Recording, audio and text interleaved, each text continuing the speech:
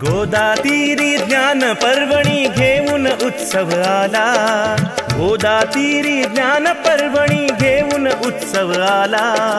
वसंत व्याख्यानमाला ही वसंत व्याख्यानमाला, वसंत व्याख्यानमाला आली वसंत व्याख्यानमाला। मुहूर्त मेढ गोरानडे न्यायमूर्तींनी रोवली, जोड त्याला वझेराव साहेबांची मग लाभली। कुसुमांच्या या गावामध्ये, कुसुमांच्या या गावामध्ये ज्ञान यज्ञ पेटला, कुसुमांच्या या गावामध्ये ज्ञान यज्ञ पेटला। वसंत व्याख्यानमाला ही वसंत व्याख्यानमाला, वसंत व्याख्यानमाला आली वसंत व्याख्यानमाला। पुष्प गुंफिले सुंदर पहिले वाचस्पती भिडेनी, ज्ञान कुंभ तो प्राशन केला पुण्यवान लोकांनी। परंपरेला जगद्गुरूंचा, परंपरेला जगद्गुरूंचा आशीर्वाद लाभला, परंपरेला जगद्गुरूंचा आशीर्वाद लाभला।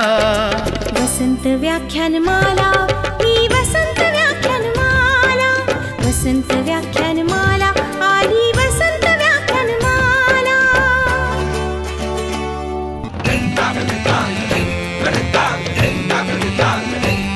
अहो देव मामलेदार पटांगण फुलू फुलू लागले, लोकहिताला शिलेदार ही निस्वार्थी लाभले।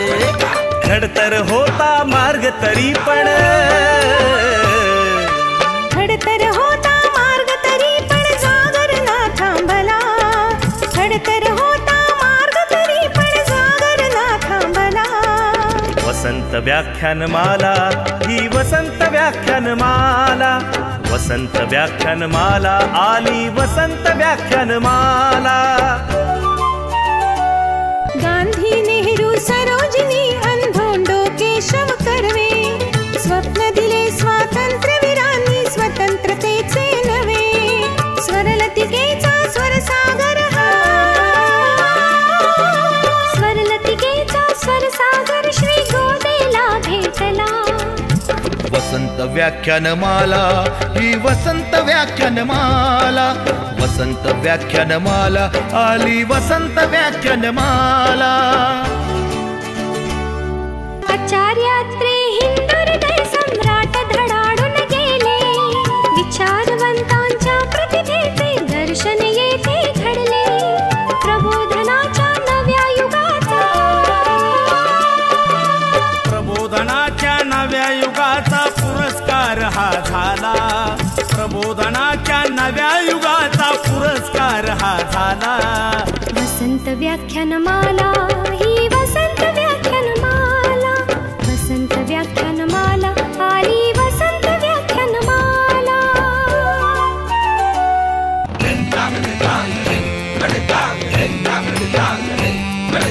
वैभवशाली परंपरेला जतन करूया सारे, ज्ञानामृत हे घेण्यासाठी गोदा काठी या रे।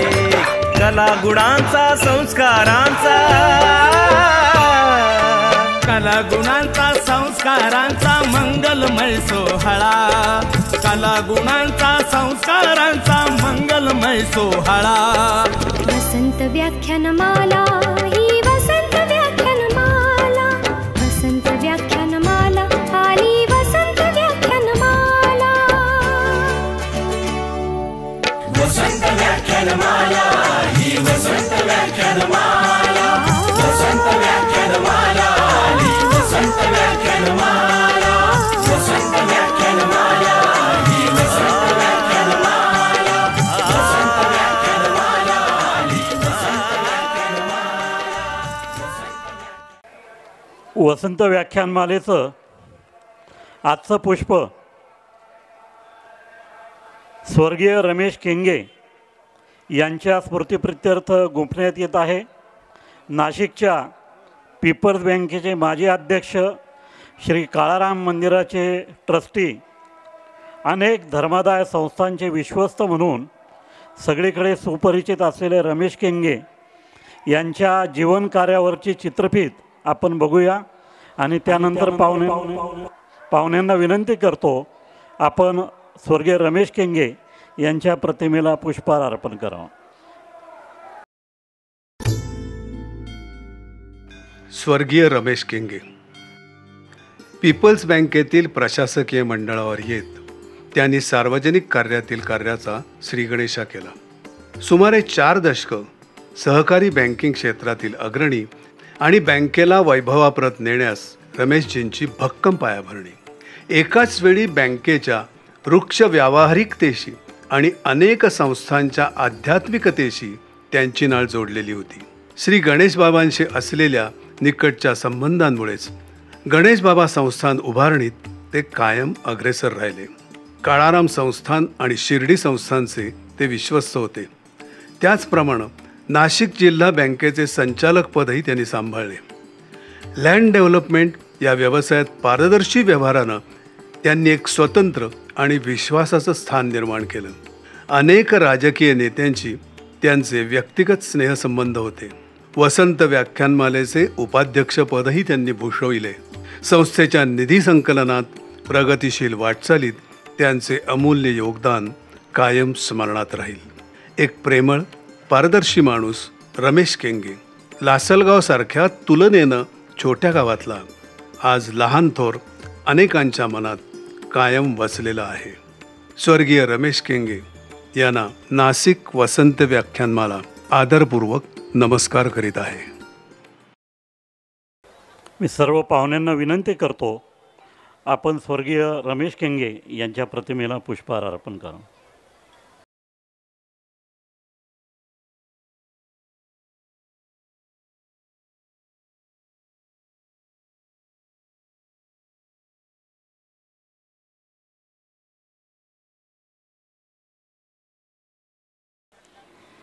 आदरणीय सुधाकर आव्हाड यांचा परिचय करून देण्याची विनंती मी ॲडव्होकेट जयंत जायभावे यांना करतो. 101 वर्षाची परंपरा असणाऱ्या या वसंत व्याख्यानमालेच्या आजच्या कैलासवासी रमेश केंगे स्मृतिप्रित्यर्थ होणाऱ्या व्याख्यानाचे आजचे वक्ते आहेत महाराष्ट्रातले प्रसिद्ध कायदेतज्ञ आणि विधी शिक्षणातले महर्षी ॲडव्होकेट डॉक्टर सुधाकर आव्हाड साहेब. आव्हाड सर हे पुण्यामध्ये वकिलीचा व्यवसाय करणारं अतिशय मोठं नाव. ते मूळचे नगर जिल्ह्यामधल्या पाथर्डी तालुक्यातल्या एका चिचोंडीसारख्या लहान खेड्यातनं त्यांचा जन्म झाला. ते आणि त्यांचे मोठे बंधू ॲडव्होकेट भास्करराव आव्हाड उर्फ बी आव्हाड सर यांनी पुण्यामध्ये आपला वकिलीचा व्यवसाय केला आणि प्रामुख्यानं विधी शिक्षणामध्ये या दोघांनी खूप मोठं काम केलेलं आहे. आव्हाड क्लासेस म्हणून अतिशय प्रसिद्ध असे लॉचे क्लासेस पुण्यामध्ये ते चालवतात, आजही चालू आहेत. आव्हाड सरांचा जर आपण परिचय करून द्यायचा ठरला तर खूप मोठा त्यांचा बायोडेटा आहे, परंतु ते अतिशय स्वतः सतत उत्तम असे कायद्याचे विद्यार्थी आहेत. LLB आणि LLM या दोन्ही परीक्षांमध्ये पुणे विद्यापीठामध्ये त्यांनी प्रथम क्रमांक विद्यापीठात प्रथम येण्याचा मान मिळवला आणि त्यानंतर त्यांनी लॉच्या विषयामध्ये ह्युमन राईट्स या विषयामध्ये PhD देखील केलेली आहे. त्यांच्या हातून हजारो विद्यार्थी वकील झालेले आहेत. न्यायाधीशांची संख्या केवळ न्यायाधीशांची संख्या सांगायची ठरवली तर ती काही हजारामध्ये आहे आणि वकील तर महाराष्ट्रामधल्या एकही गाव असं नाही आणि एकही शहर असं नाही जिथे आव्हाड सरांचे विद्यार्थी वकिली किंवा न्यायाधीश म्हणून करताना आपल्याला भेटत नाहीत. अनेक प्रकारच्या पुस्तकाचं लेखन कायदेविषयक साहित्यविषयक असं त्यांनी केलेलं आहे आणि सातत्यानं वेगवेगळ्या प्रकारचं लिखाण आजही चालू असतं.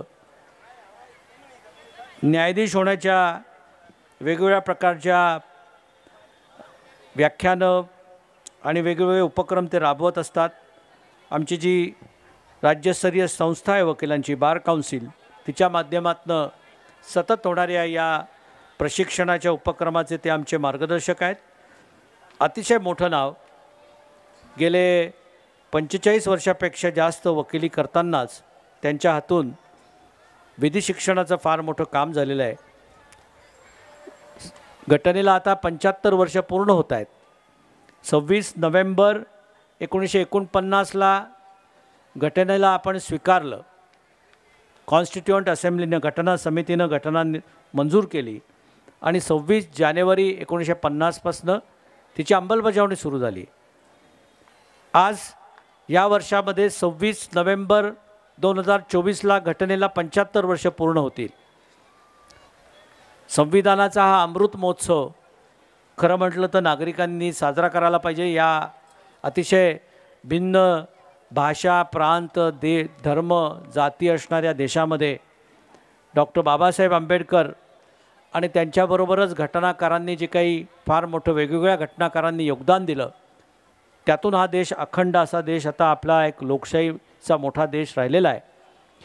ही घटना निर्माण करताना कोणत्या लोकांचं योगदान होतं, घटनेची निर्मिती करताना कुठल्या प्रकारच्या तत्त्वांचं पालन केलं गेलं आणि कोणत्या पद्धतीनं घटनेची निर्मिती झाली, हा खरं म्हटलं तर आजचा आपला विषय आहे. संविधान निर्मिती मागची ऐतिहासिक परिस्थिती, ही ऐतिहासिक परिस्थिती समजून घेण्याची आपल्याला गरज आहे. त्यासाठी आपल्याला अवॉर्ड सर यापेक्षा दुसरा कोणताही सक्षम असा वक्ता महाराष्ट्रात आढळणार नाही आणि त्यामुळं आपल्याला एक अतिशय उत्तम असं व्याख्यान ऐकायला मिळणार आहे. व्याख्याते आणि आपल्यामध्ये जास्त वेळ नको म्हणून मी त्यांची ही जी ओळख आहे ती अतिशय अल्प शब्दामध्ये केलेली आहे. त्यांनी लिहिलेली पुस्तकच सांगायचं ठरवलं तर 10-15 मिनटं त्यांच्या पुस्तकांची यादी जी आहे ती सगळी यादीच आपण बघितली तर ती यादी आहे. त्यांनी अनेक मोठ्या संस्थांवर बार काउन्सिलचे अध्यक्ष होते, त्याच्यानंतर वेगवेगळ्या संस्थांचे कायदेशीर पदाधिकारी म्हणून त्यांनी काम केलेलं आहे. अनेक शिक्षण संस्थांचे ते मार्गदर्शक पदाधिकारी आहेत. या सगळ्या ओळखीला मी थोडासा या ठिकाणी आवर घालतो, कारण आपल्याला आता पुढच्या 1 तासात आणि सव्वा तासात तुम्हाला आम्हाला माहीत नसणाऱ्या घटनेच्या अनेक गोष्टी, घटनेच्या मागची अनेक पार्श्वभूमी, घटनेचा कोणता अर्थ नागरिकांनी समजून घेतलं पाहिजे, ही सगळी अत्यंत महत्त्वपूर्ण अशी माहिती अतिशय रंजक मराठीमध्ये चांगल्या शब्दामध्ये या ठिकाणी अवॉर्ड सरांकडून आपल्याला मिळणार आहे. मी त्यांचं मनपूर्वक स्वागत करतो. त्यांच्याबरोबरच सौ अवॉर्ड वहिनी आलेल्या आहेत, त्यांचंही आपण सगळेजण जोरदार टाळ्यांनी स्वागत करूया आणि पुढील कार्यक्रमाला सुरुवात करूया. ॲडव्होकेट सुधाकर आव्हाड हे आपल्याशी भारतीय संविधान अमृत मंथन या विषयावर काही क्षणात संवाद साधतील. या व्याख्यानानंतर या ठिकाणी दररोज आपण एक गाण्यांचा कार्यक्रम आयोजित करत असतो. त्याचं कारण ज्येष्ठ गायक स्वर्गीय मोहम्मद रफी यांचं जन्मशताब्दी वर्ष आपण आगळ्या वेगळ्या पद्धतीने साजरं करत आहोत आणि त्यासाठी दररोज वेगवेगळ्या ग्रुप या ठिकाणी येऊन विविध गाणी सादर करून स्वर्गीय मोहम्मद रफी यांना आगळ्या वेगळ्या पद्धतीने आदरांजली अर्पण करत आहेत. आज या ठिकाणी सौ मीना परुळकर निकम प्रस्तुत श्रेयलता हा गाण्यांचा कार्यक्रम सादर होईल या व्याख्यानानंतर. त्यामध्ये सौ मीना परुळकर निकम, सौ श्रेयसी राय हे लता मंगेशकर आणि श्रेया घोषाल यांची गाणी सादर करणार आहेत. त्याचबरोबर या कार्यक्रमाचं निवेदन सौ शिल्पा फासे या करणार आहेत. आपल्या सर्वांना कल्पना आहे की उद्या आणि परवा म्हणजे 30 आणि 31 मे रोजी या परिसरामध्ये श्री राम जन्मभूमी न्यासाचे कोषाध्यक्ष स्वामी गोविंद देवगिरी महाराज हे येत आहेत आणि समोरच्या मैदानावर त्यांच्या रामकथेचा कार्यक्रम 30 आणि 31 मे रोजी होणार आहे. त्यामुळे श्री रामतीर्थ गोदावरी समितीच्या विनंतीवरून आपण व्याख्यानमालेचे 30 आणि 31 मे रोजी होणारे कार्यक्रम 1 आणि 2 जून या दिवशी म्हणजे 2 दिवस पुढे ढकललेले आहेत. उद्या 30 मे रोजी या ठिकाणी ज्येष्ठ पत्रकार संतोष आंधळे यांचं अवयवदान चळवळ या विषयावर व्याख्यान होणार होतं. ते आता उद्याच्या ऐवजी शनिवार दिनांक 31 मे रोजी सायंकाळी 7:15 वाजता या ठिकाणी होईल. आणि परवा 31 मे रोजी जो आपला ग्रँड फिनालेचा कार्यक्रम होणार होता तो या ठिकाणी 2 जून रोजी रविवारी होईल. संतोष आंधळे यांच्या व्याख्यानानंतर या ठिकाणी गीत गुलदस्ता हा गाण्यांचा कार्यक्रम सादर होईल. त्यामध्ये आपल्या नाशिकचे प्रसिद्ध अस्थिरोग तज्ज्ञ डॉक्टर विजय काकतकर यांची नात रितिका जोगळेकर जी पुण्याला असते ती व्हायोलिनवर मोहम्मद रफी यांची काही गाणी सादर करतील. आणि त्यानंतर IFRM ग्रुप गीत गुलदस्ता हा गाण्यांचा कार्यक्रम सादर करतील. त्यामध्ये अजय बाहेती, संतोष भट, संतोष कोचर, मोनिका भट, विपुला पवार, वैष्णवी पगारे हे गायक विविध गाणी सादर करतील.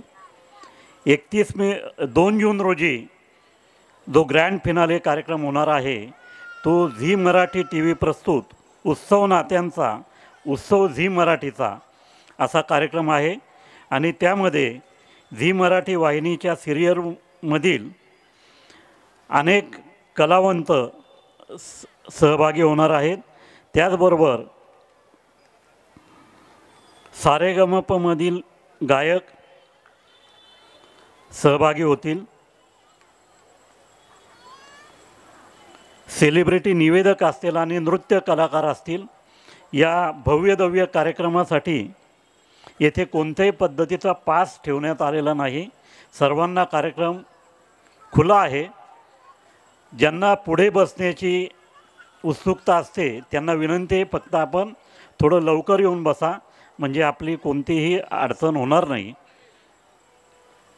व्याख्यानमालेचा उपक्रम आपल्या सर्वांच्या सहकार्याने आणि मदतीने पार पडत असतो. व्याख्यानमालेला आपण जे कोणी आर्थिक मदत करू इच्छित असाल या ठिकाणी QR कोड लावलेला आहे त्याचा वापर करून आपण व्याख्यानमालेच्या बँक खात्यात थेट आपलं योगदान पोहोचवू शकता. आता आपण सर्वजण ॲडव्होकेट सुधाकर आव्हाड यांचे विचार ऐकूया. भारतीय संविधान अमृत मंथन हा त्यांच्या भाषणाचा विषय आहे. तत्पूर्वी आपण ॲडव्होकेट सुधाकर आव्हाड यांचा सत्कार व्याख्यानमालेच्या वतीने करूया. मी ॲडव्होकेट भास्करराव पवार यांना विनंती करतो आपण ॲडव्होकेट सुधाकर आव्हाड यांचा व्याख्यानमालेच्या वतीनं सत्कार करावा.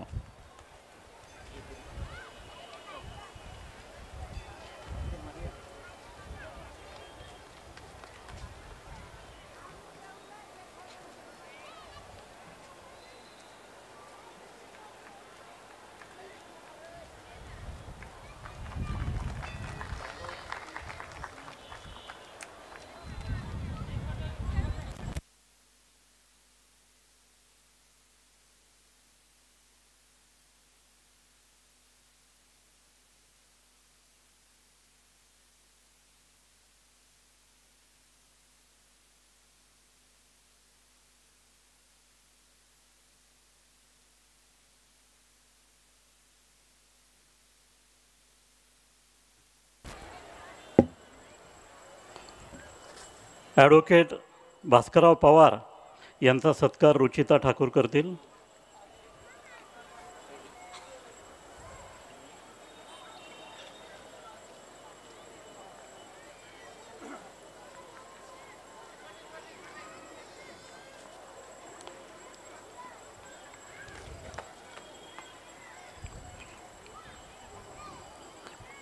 परीक्षित केंगे यांचा सत्कार ॲडव्होकेट सुनीता पंचाळ यांनी करावा अशी मी त्यांना विनंती करतो.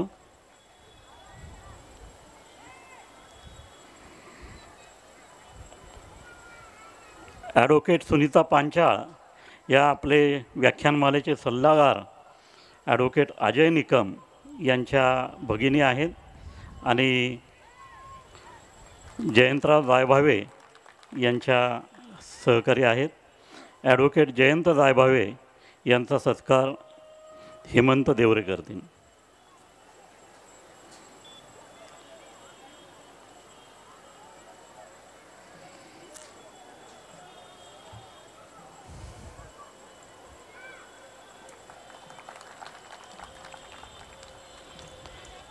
आता आपण भारतीय संविधान अमृत मंथन या विषयावरचं व्याख्यान ऐकूया. धन्यवाद.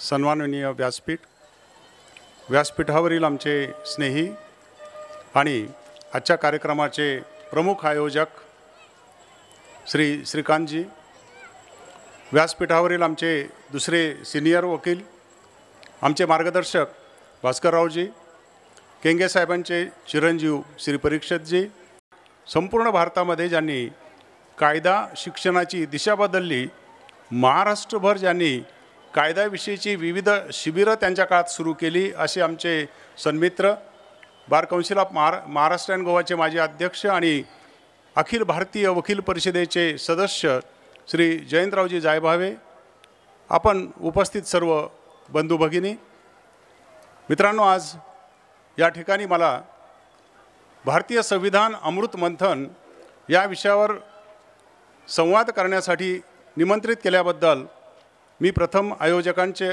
ऋण व्यक्त करतो, आभार व्यक्त करतो.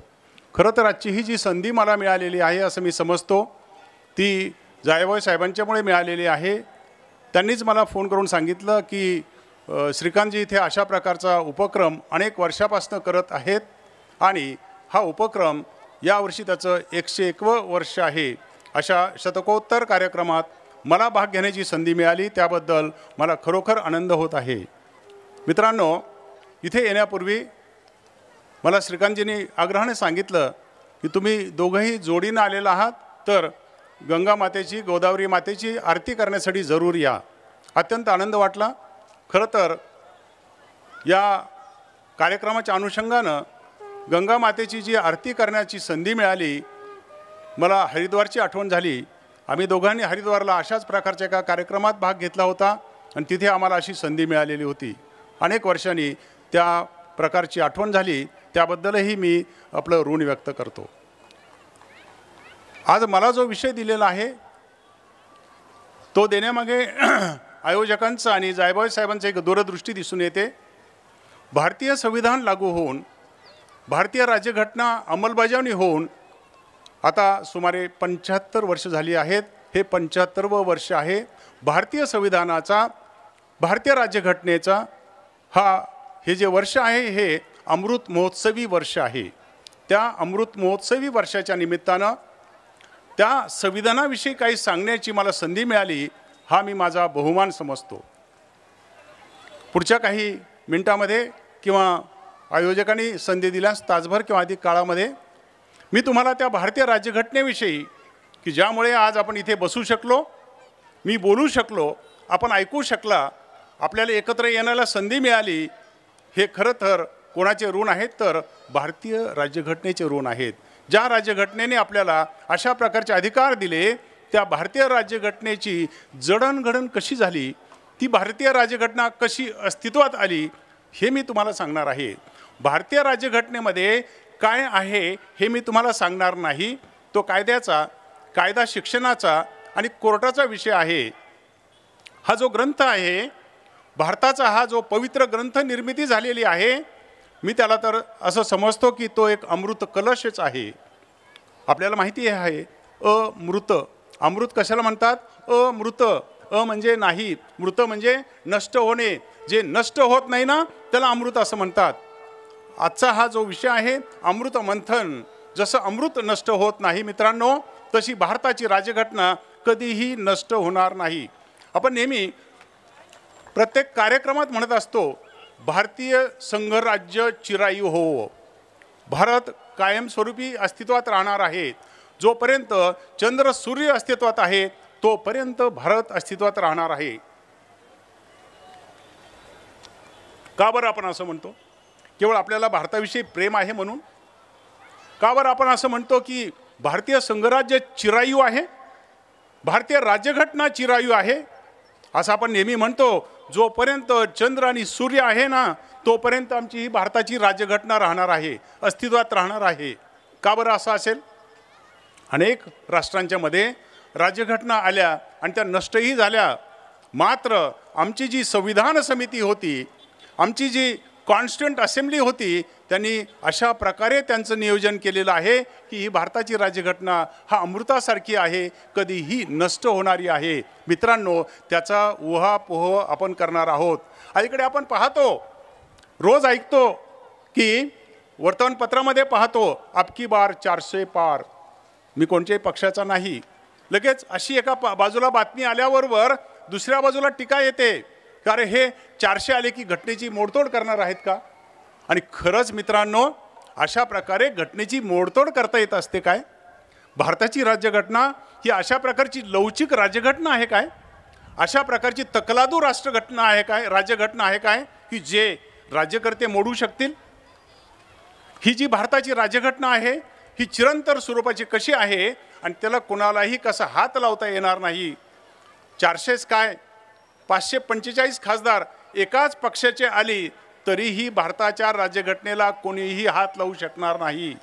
अशी ही चिरंतर निरंतर चिरायू जी राज्यघटना निर्माण केलेली आहे ना मित्रांनो, त्याचं सर्व क्रेडिट कोणाला जातं, त्याचं सर्व श्रेय कोणाला जातं? ती संविधान समिती. ती जी संविधान समिती होती त्या संविधान समितीमध्ये मित्रांनो 389 आणि शेवटी 292 अशा प्रकारचे ज्येष्ठ लोक होते. किती ज्येष्ठ? त्याच्यात एक एक प्रकारचं रत्न असं होतं. जवाहरलाल नेहरू होते, वल्लभभाई पटेल होते, त्याच्यामध्ये लालबहादूर शास्त्री होते, त्याच्यामध्ये अनेक बॅरिस्टर्स होते, अनेक डॉक्टर्स होते, अनेक देशभक्त होते. मित्रांनो, इतके ज्येष्ठ लोक होते की त्या प्रत्येकाला पंतप्रधान होता आला असतं, त्या प्रत्येकाचा फोटो आज आपल्या घरात लावता आला असता आणि लावलेला आहे. असं एक एक रत्न असावं. असे 292 लोक 2 वर्ष 11 महिने आणि 18 दिवस सतत त्यांनी काम केलं आणि हा अमृत कलश निर्माण केला. असा हा जो अमृत कलश आहे त्या अमृत कलश कधीही नष्ट होणारा नाही. कोणीही आलं, कितीही बलवान व्यक्ती आला, कितीही बलवान सरकार आलं तरीही ते नष्ट होणार नाही. का बरं? जर का अशा प्रकारे इतर देशाच्या राज्यघटना नष्ट होत असतील, अनेक देशाची शकलं होत असतील, आपलं का बरं असं सरकार आहे, आपली का बरं अशी संविधान आहे, राज्यघटना आहे, ती नष्ट होणार नाही? कारण मित्रांनो, आपले जे घटना समितीतील संविधान समितीतील जे संयोजक होते, जे त्याचे सदस्य होते, त्यांनी इतकी विचारपूर्वक जाणीवपूर्वक अशा प्रकारची घटना निर्मिती केली आहे, संविधान निर्मिती केली आहे की यामध्ये कोणीही ढवळाढवळ करू शकणार नाही. आणि केलीच तर आपण पुढे बघणार आहोत. जसं की 1975 साली भारतामध्ये आणीबाणी आली, भारतीय राज्यघटनेची मोडतोड करण्याचा प्रयत्न झाला, लगेचच त्याच्यावरती उतारा शोधला गेला आणि लगेचच ते दुरुस्त करण्यात आलं. जर कोणी असा प्रयत्न केला तर काय घडतं मित्रांनो, हेही आपण बघणार आहोत. मात्र हे बघताना प्रथम असं बघूया की ही जी भारताची राज्यघटना आहे, भारतीय संविधान आहे, या संविधानाचा आपण यावर्षी जो अभ्यास करणार आहोत कशासाठी करायचा? भारताच्या राज्यघटनेचे कलम वाचूया ना. भारतीय राज्यघटनेमध्ये 22 चॅप्टर आणि मूलतः 1 ते 395 कलम होती.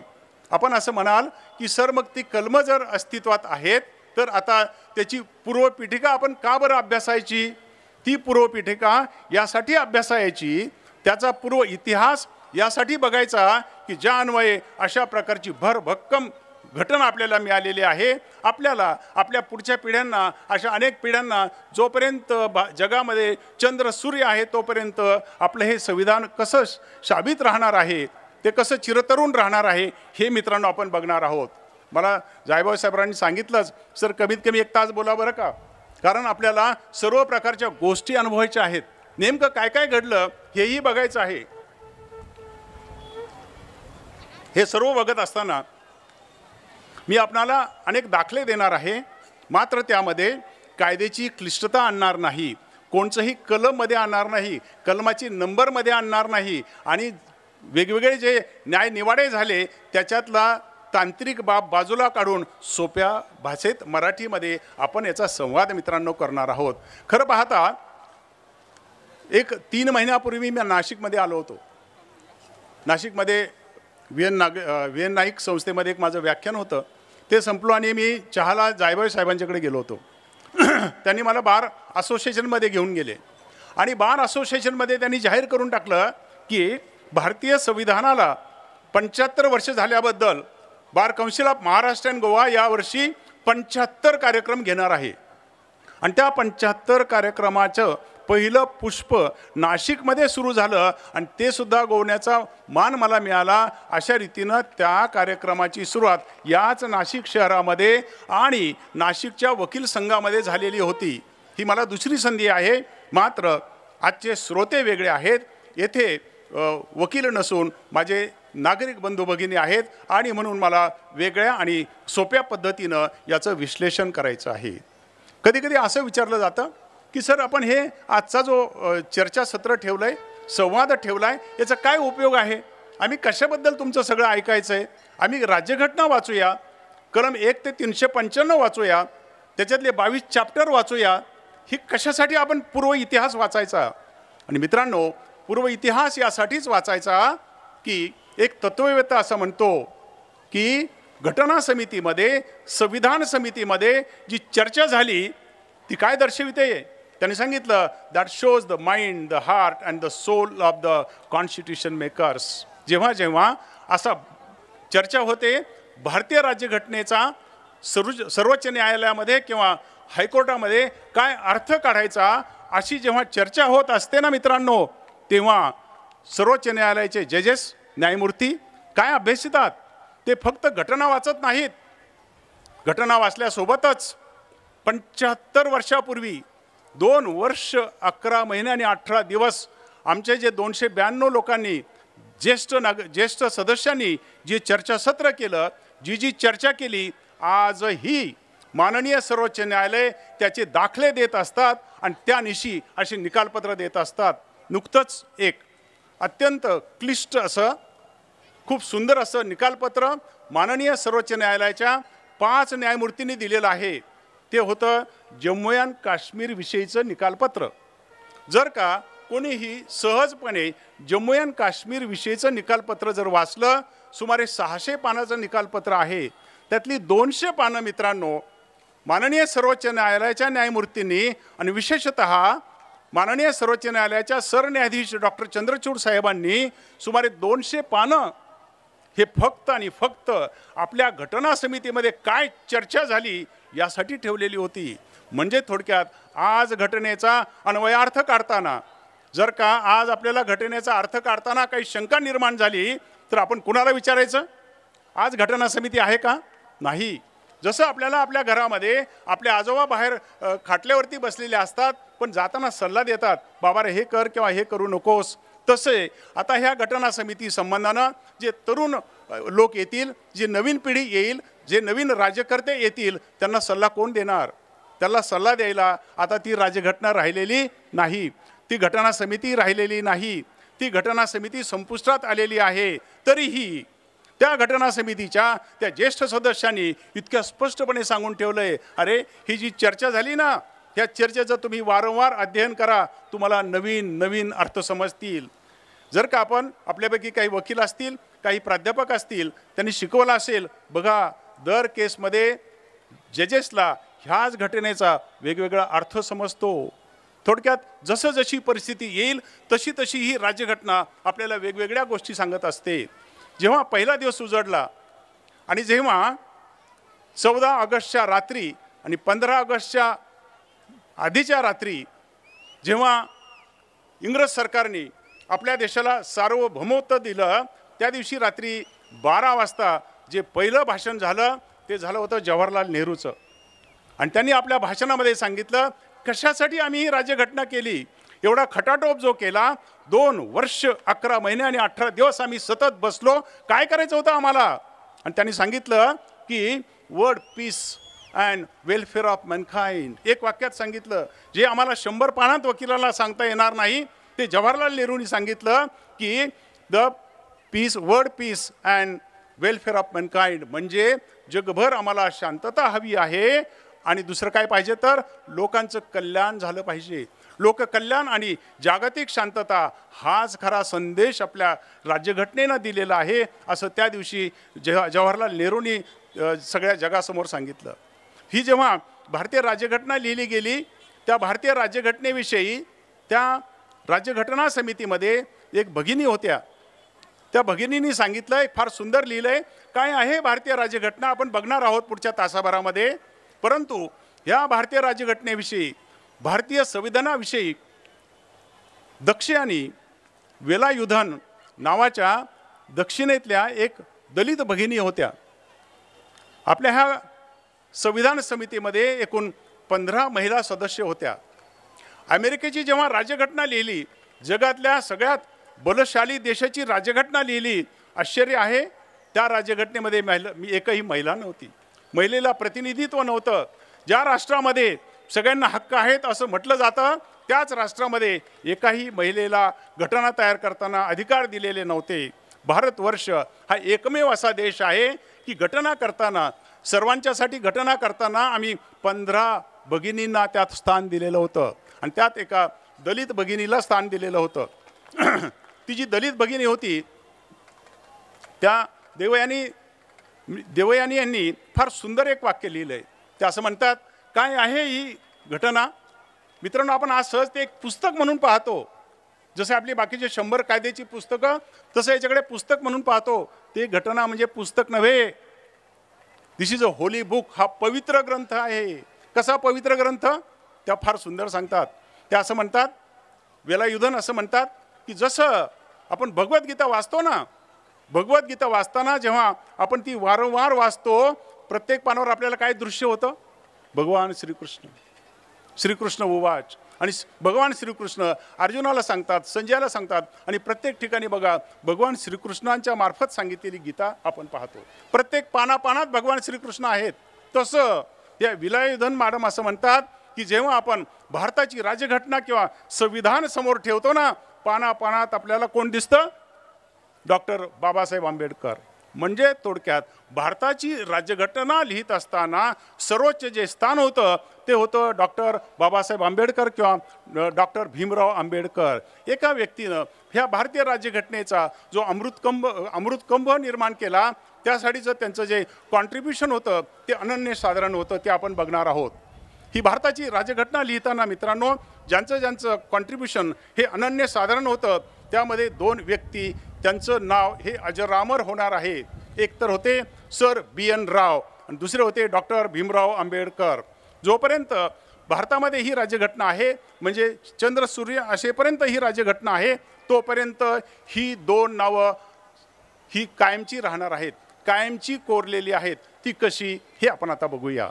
भारतामध्ये ही राज्यघटना जेव्हा निर्माण झाली त्याच्या आधी संविधान समिती नेमण्यात आली. ही घटना समिती नेमण्यात आली. ही घटना समिती अशी काही नेमली गेली नाही एका दिवसात. आपल्याला माहिती आहे भारत देश असा आहे जो सहिष्णू आहे.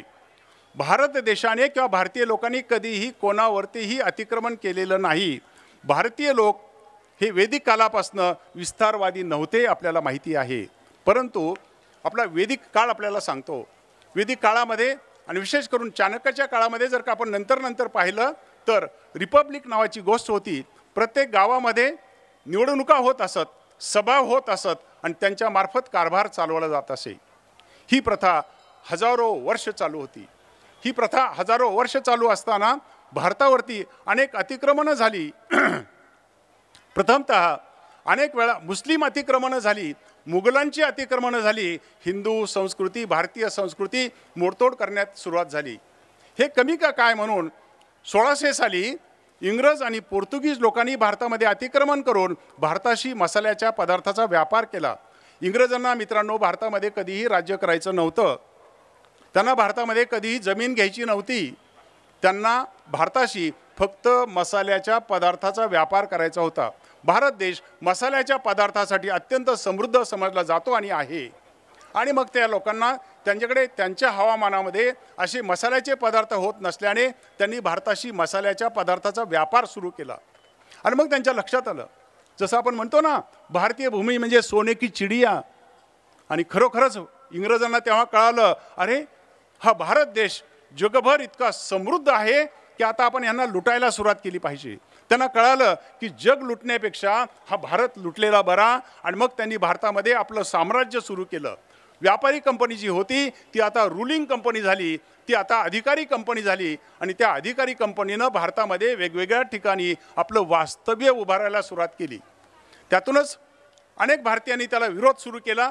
आपल्याला माहिती आहे की बॅटल ऑफ बक्सर आणि बॅटल ऑफ प्लॅसी ह्या 2 लढायांच्यामध्ये ते जे मुस्लिम राजे होते ते पराभूत झाले. त्यांनी आपली नांगी टाकली आणि त्यानंतर इंग्रजांनी भारतीय भूमी काबीज करून टाकली.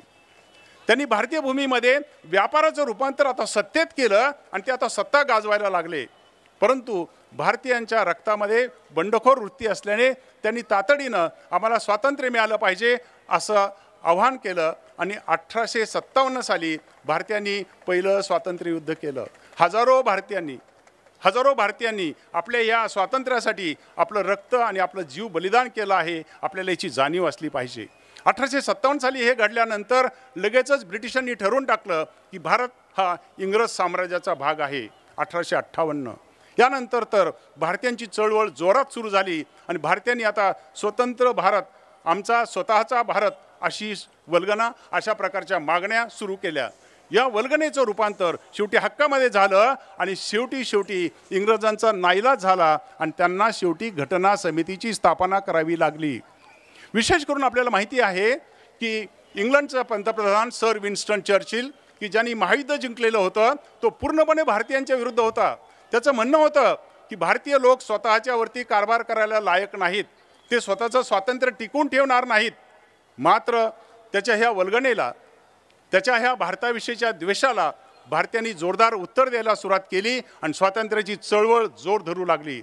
अनेक भारतीयांनी आपल्या जीवाचं बलिदान केलं आणि शेवटी इंग्रजांना भारतासाठी राज्यघटना करण्यासाठी तयार केलं. त्यांना ते मान्य करावं लागलं. मात्र तरीही इंग्रजांची एक पॉलिसी होती. ज्यांनी राजकीय पॉलिटिकल सायन्सचा अभ्यास केला असेल त्यांना माहिती आहे, इंग्रज लोक पहिल्यापासून आपल्या लोकांना थांबवण्यासाठी एका हाताने दिल्यासारखं करायचं आणि दुसऱ्या हाताने काढून घ्यायचं, अशी इंग्रजांची पॉलिसी असे. त्यांनी असंच भारतीयांना झुलवत ठेवलं 100 वर्ष झुलवत ठेवलं. मात्र शेवटी भारतीयांनी ते नाकारलं आणि सांगितलं, आम्ही आमच्यासाठी करू अशी राज्यघटना आम्हाला पाहिजे, तुम्ही नाही करायची, इंग्रजांनी नाही करायची. भारतीय लोक स्वतःसाठी भारताचं संविधान निर्माण करतील. आणि जेव्हा अशा प्रकारची मागणी जोर धरायला लागली त्यानंतर मात्र संविधान निर्मिती झाली. 1946 साली अशा संविधान समितीच्या निवडणुका झाल्या. भारतीय लोकांनी सांगितलं, अडल्ट फ्रँचाईज म्हणजे सज्ञान झालेला आहे अशा प्रत्येक भारतीयाला यासाठी भाग घेऊ देत. मात्र तेव्हा सर्वानुमते असं ठरलं की अडल्ट फ्रँचाईज म्हणजे सज्ञानाला मतदानाचा अधिकार असं नको, तर ज्याच्याकडे प्रॉपर्टी आहे, जो टॅक्स भरतो, प्रॉपर्टी टॅक्स भरतो, अशा श्रीमंताला, ज्याच्याकडे फार मोठी जमीन आहे, अशा जमीनदारांना असे मतदानाचे अधिकार दिले. आणि त्यातूनच ह्या घटना समितीच्या निवडणुका 1946 साली झाल्या. ह्या घटना समितीच्या निवडणुका झाल्या. ते झाल्याबरोबर 9 डिसेंबर 1946ला या घटना समितीची पहिली बैठक दिल्ली येथे झाली. जेव्हा ह्या घटना समितीची पहिली बैठक घ्यायचं ठरलं तेव्हाच बॅरिस्टर जिनानी याच्यातून काढता पाय घेतला आणि त्यांनी सांगितलं की आम्हाला वेगळा पाकिस्तान हवा आहे, आम्ही या घटना समितीमध्ये राहणार नाही. 389 प्रतिनिधीपैकी त्यांनी पाकिस्तानचे प्रतिनिधी, त्यांच्या राजे रजवाड्यांचे प्रतिनिधी हे त्यांनी पळ काढला आणि भारतामध्ये 292 प्रतिनिधी शिल्लक राहिले. आणि या 292 प्रतिनिधींनी 9 डिसेंबर 1946ला पार्लमेंट हाऊसमध्ये आपली हजेरी लावली. जे आज आपण संविधान पाहतो आहोत, जी आज भारतीय राज्यघटना आपण पाहतो आहोत मित्रांनो, त्याची सुरुवात 9 डिसेंबर 1946ला झाली.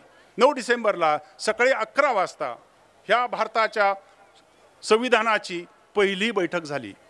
आताचं जे पार्लमेंट हाऊस आहे, आताच्या पार्लमेंट हाऊसमधल्या त्या सभागृहामध्ये पहिली सभा भरली आणि असं सांगितलं जातं, इतिहासामध्ये नमूद आहे की त्यावेळेस दिल्लीमध्ये जोराचा पाऊस सुरू झाला. असं समजलं जातं की कोणत्याही कार्यक्रमात पाऊस येणं म्हणजे काय असतं, शुभचिन्ह असतं. अशा रीतीने अशा शुभचिन्हासहित भारताच्या संविधानाची सुरुवात झाली असा आपला इतिहास सांगतो. मग 9 डिसेंबरला पहिली सभा झाली. 9 डिसेंबरला सभा झाल्याबरोबर आपल्याला सभाशास्त्राचे नियम माहिती आहेत. जेव्हा कोणतीही सभा भरते असते आणि त्या सभेमध्ये कायमचा त्यांचा प्रतिनिधी किंवा चेअरमन निवडायचा असतो, तोपर्यंत हंगामी प्रतिनिधी निवडायचा असतो. जगभरामध्ये जे सभाशास्त्राचे नियम आहेत त्यात फ्रेंच सिस्टीममध्ये, फ्रान्सच्या सिस्टीममध्ये एक तत्त्व असतं.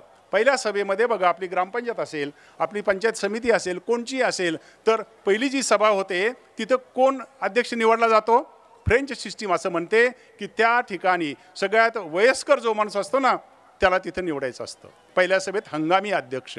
तसा या सभेचं हंगामी अध्यक्ष निवडण्यात आला आणि डॉक्टर सच्चिदानंद सिन्हा यांना हंगामी अध्यक्ष करण्यात आलं. ते त्या खुर्चीवर जाऊन बसले आणि मग नंतर लगेचच कायमस्वरूपी अध्यक्षांची निवड करायचं ठरवलं.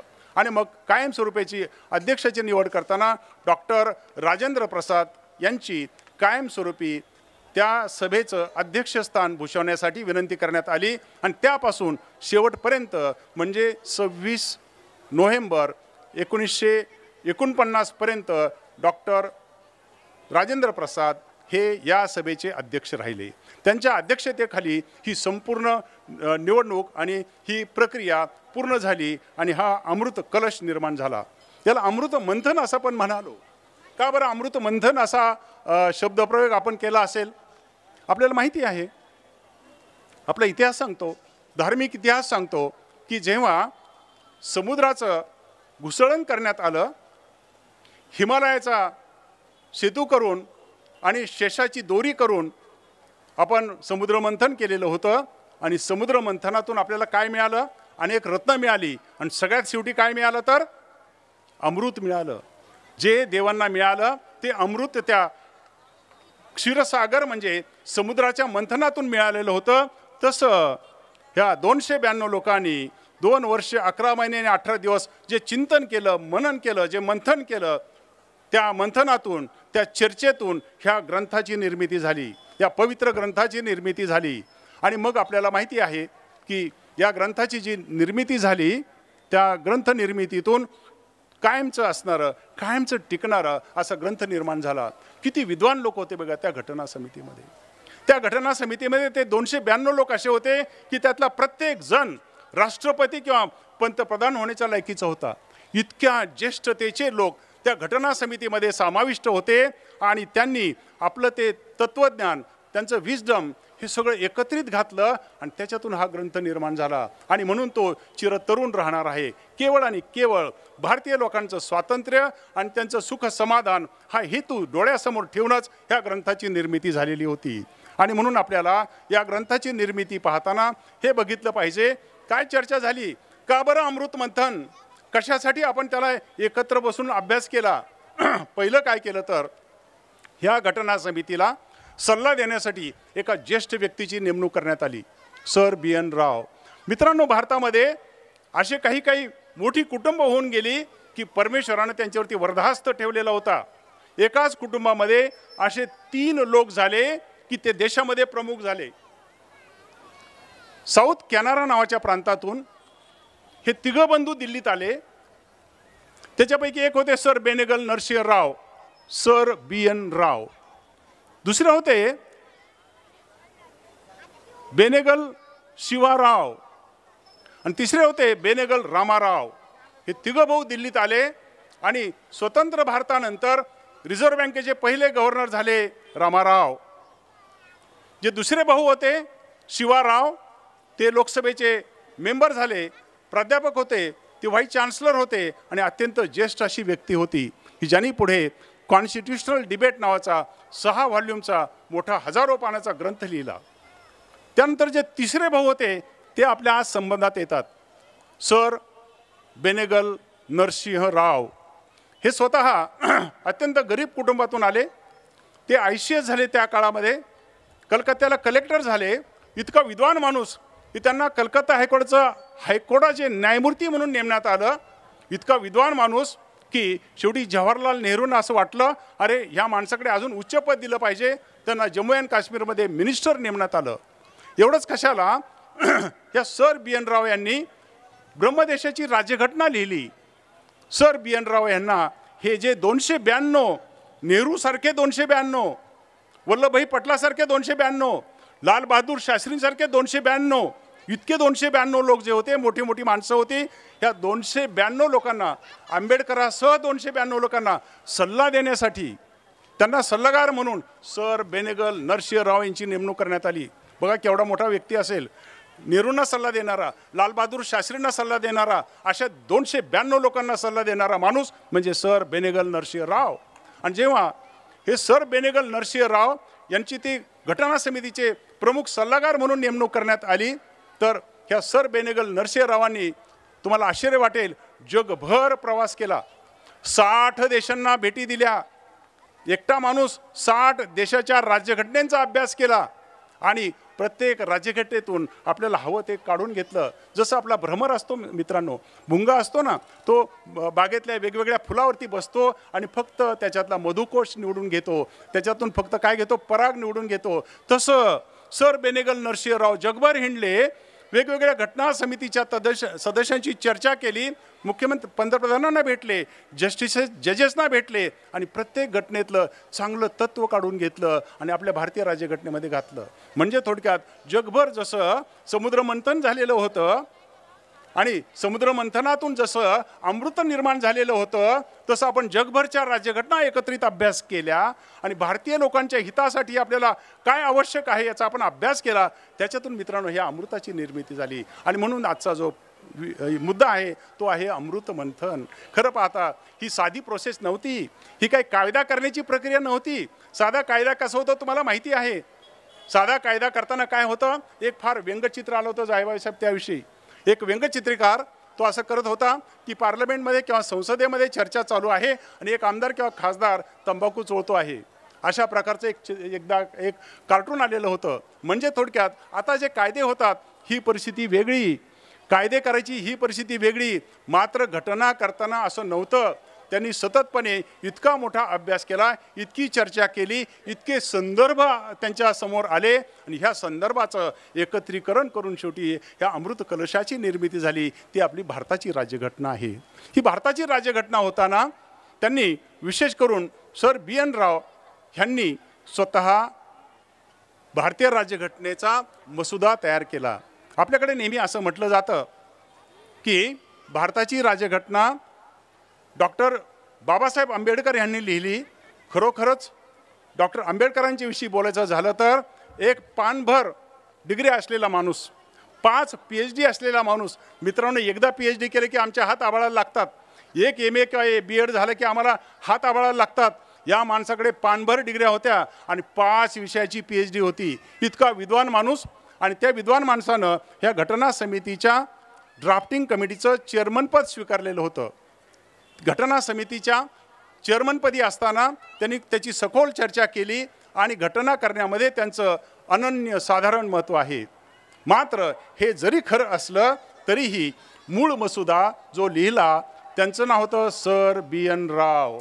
घटना समितीचा पहिला मसुदा हा डॉक्टर आंबेडकरांनी लिहिलेला नसून तो सर BN राव या व्यक्तीनं लिहिलेला होता. त्यांनी तो घटना समितीचा मसुदा लिहिला आणि तो डॉक्टर आंबेडकरांना सुपूर्द केला आणि सांगितलं, सर आता आपण याच्यावर चर्चा करूया. तसंच KM मुन्सी नावाचे बॅरिस्टर होते. KM मुन्सी, ते KM मुन्सीसुद्धा इतका हरहुन्नरी माणूस होता. त्यांनी सुद्धा स्वतःची राज्यघटना लिहिली. त्यांनी स्वतःची राज्यघटना लिहून त्याचा तो जो मसुदा होता तो पुन्हा डॉक्टर आंबेडकरांच्याकडे दिला आणि सांगितलं, सर आता विचारमंथन करा. इतकी मोठी मोठी माणसं ह्या घटना समितीमध्ये किंवा संविधान समितीमध्ये होती. जेव्हा अशा प्रकारची घटना लिहिण्याचं ठरलं, घटना तयार करण्याचं काम करायचं ठरलं, तेव्हा प्रत्येक देशाच्या घटनेचा काहीतरी अभ्यास करण्यात आला. मित्रांनो, अमेरिकेची राज्यघटना लक्षात घेतली गेली. अमेरिकेच्या राज्यघटनेतून मूलभूत हक्क, फंडामेंटल राईट हे आपण घेतले. कोणत्याही नागरिकांना मला इथे बसण्याचा हक्क आहे, तुम्हाला इथे ऐकण्याचा हक्क आहे, आपल्याला सभा घेण्याचा हक्क आहे, हा जो इंग्रजांच्या काळामध्ये नव्हता तो भारतीयांना प्रथम मिळाला. वैदिक असलेला, वेदात असलेला हजारो वर्षाचा इतिहास पुन्हा ऐकण्याची आपल्याला जी संधी मिळाली त्याचं कारण होतं संविधान समिती. ह्या संविधान समितीनं जगभरच्या राज्यघटनेचा अभ्यास केला आणि प्रत्येक राज्यघटनेचं चांगलं घेतलं. एक फार महत्त्वाची गोष्ट घडली ह्या घटना समितीमध्ये. ह्या विद्वान लोकांनी एक आणखी अभ्यास केला. अरे आज आपण एका ध्येयानं प्रेरित झालेलो आहोत, एका ध्येयानं प्रेरित होऊन आपल्याला असा सुसंघटित भारत करायचा आहे आणि आपल्याला अशी समितीची निर्मिती करायची आहे हे आपलं ठरलं. पण भविष्यामध्ये ज्यांच्या हातामध्ये कारभार येणार आहे हे सक्षम नसले तर, ते जर का तेवढे सक्षम नसले तर, पात्र नसले तर, आणि आपण अनुभवतो अधूनमधून तसं घडतंय भारतात. आणि जर का ते सक्षम नसले तर काय होईल? लोकांच्यावरती अन्याय होईल. मग त्यांना सल्ला देणारा कोण? आणि मग त्यांनी ठरवलं जरी आम्ही नसलो, उद्या आम्ही नसलो आणि ही घटना समिती नसली, संविधान समिती नसली, तरी आम्ही सांगितलेलं ॲडवाईस किंवा मार्गदर्शक तत्त्व तुमच्याकडे राहतील. त्यासाठी सर BN राव हे स्वित्झर्लंडला गेले, स्विस घटनेचा अभ्यास केला आणि स्वित्झर्लंडच्या घटनेचा अभ्यास करून त्यांनी तिथून मार्गदर्शक तत्त्व आणली आणि ती भारतीय राज्यघटनेच्या 4थ्या भागामध्ये कलम 36 ते कलम 51 मध्ये समाविष्ट करण्यात आली. हे विजडम, हे त्यांचं शहाणपण मित्रांनो चिरतरुण आहे. जोपर्यंत चंद्रसूर्य आहे तोपर्यंत त्यांच्या सगळ्याचं 292 लोकांचं एकत्रित शहाणपण ह्या घटनेमध्ये समाविष्ट आहे. जेव्हा जेव्हा गरज पडेल तेव्हा तेव्हा राज्यकर्ते ते वाचतील, तेव्हा तेव्हा ते सुप्रीम कोर्ट वाचेल आणि त्याचा अर्थ काढेल. अशा प्रकारच्या घटनेची सोय त्यांनी करून ठेवलेली आहे. अशा प्रकारची राज्यघटना करताना काही आपण जपानकडनं घेतलं, एवढंच कशाला, काही गोष्टी आम्ही हिटलरकडनं पण घेतल्या. वेमर कॉन्स्टिट्यूशनमध्ये सुद्धा आम्ही काही गोष्टी घेतल्या आणि घटनेमध्ये दुरुस्ती करावी असं आफ्रिकन राज्यघटनेमध्ये पण घेतलं. म्हणजे आम्ही थोडक्यात घटना करताना आम्ही काहीही वर्ज्य समजलो नाही. भारतीय लोकांच्या हितासाठी, वेलफेअर ऑफ द पीपल, जे जे करावं लागेल, जिथून जिथून आणावं लागेल ते आम्ही आणू. आपल्यावरती टीका झाली, the Indian constitution is a borrowed constitution. खूप लोक जे क्रिटिक असतात, टीकाकार असतात, केवळ उन्हं काढायला बसले असतात, त्यांनी टीका करायला सुरुवात केली. अरे कसली भारताची राज्यघटना? ही भारताची राज्यघटना म्हणजे उसनवारी करून आणलेली आहे. त्याला डॉक्टर आंबेडकरांनी फार सुंदर उदाहरण दिलं. ते म्हणले this is for the welfare of the citizens. आम्हाला कुठून काय आणलं महत्त्वाचं नाही, नागरिकांचं हित कशात आहे ते आम्ही जोपासणार आहोत आणि त्यासाठी आम्ही ह्या घटना समितीची निर्मिती करत आहोत असं त्यांनी उदाहरण दिलं. ही जेव्हा घटना तयार करण्यात येत होती, घटना समितीची निर्मिती होत होती, तेव्हा अनेक वेगवेगळ्या गोष्टींचा अभ्यास करण्यात आला. ते करत असताना घटना समितीनं एक तत्त्व अंगीकारलं. ते तत्त्व आपल्याला आज तागायत पुरतं आहे. कोणताही राज्यकर्ता कितीही पॉवरफुल झाला, कुणाकडे कितीही बहुमत आलं, तरीही त्याचा भारताच्या जीवनावरती, लोकांच्या हक्कावरती काहीही परिणाम होणार नाही याचा कायमचा बंदोबस्त आपल्या लोकांनी करून ठेवला आहे.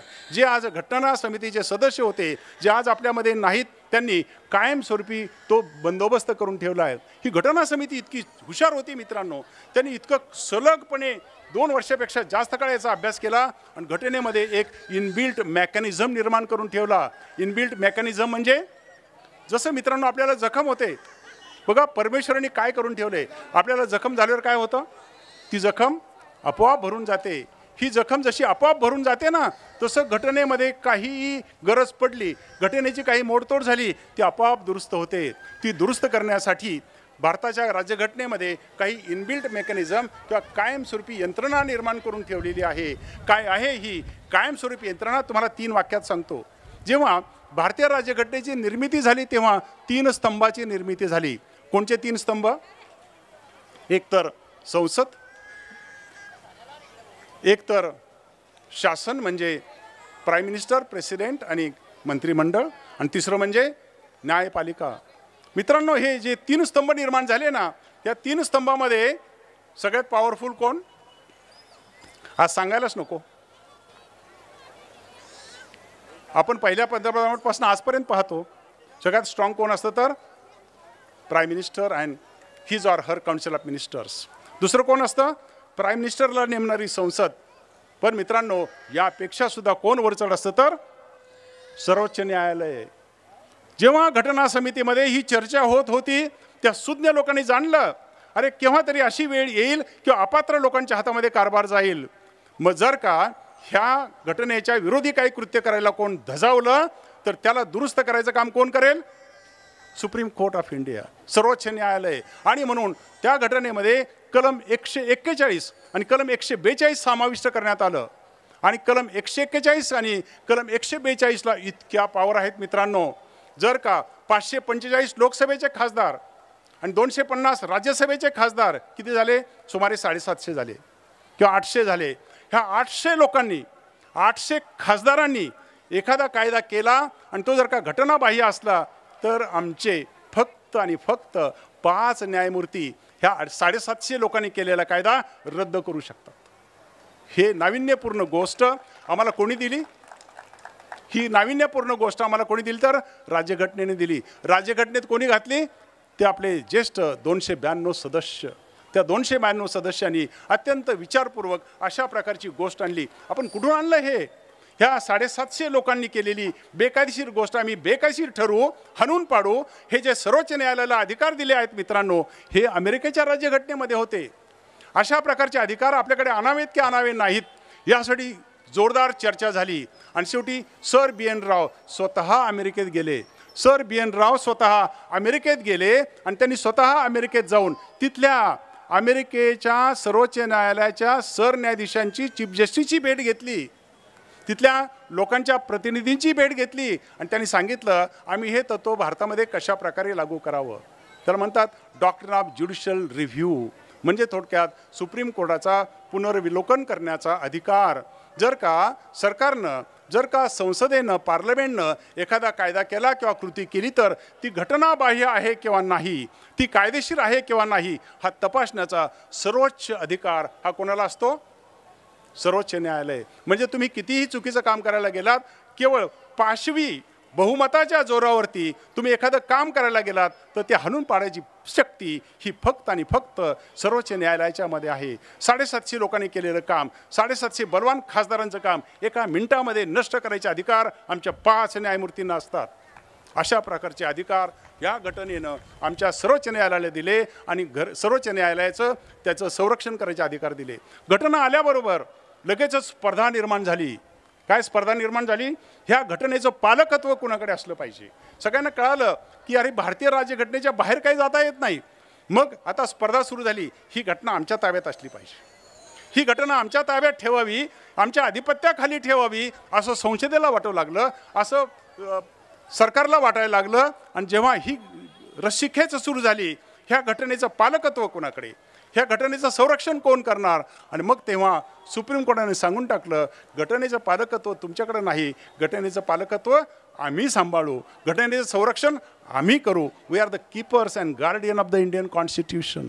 अशा प्रकारची जी गोष्ट होती ती सर्वोच्च न्यायालयानं जाहीर करून टाकली आणि ही घटना आता कोणालाही कशीही बदलता येणार नाही. या बाबतीत आपल्याला छोटासा अभ्यास करायला पाहिजे. जेव्हा घटना आली, घटना चर्चा पूर्ण झाली, घटनेचं वर्डिंग करण्यात आलं, लिहून ठेवण्यात आलं आणि मग ठरलं की अरे आता ही घटना कशा प्रकारे प्रसिद्ध करावी. आणि तेव्हा एक मोठा इतिहास घडला.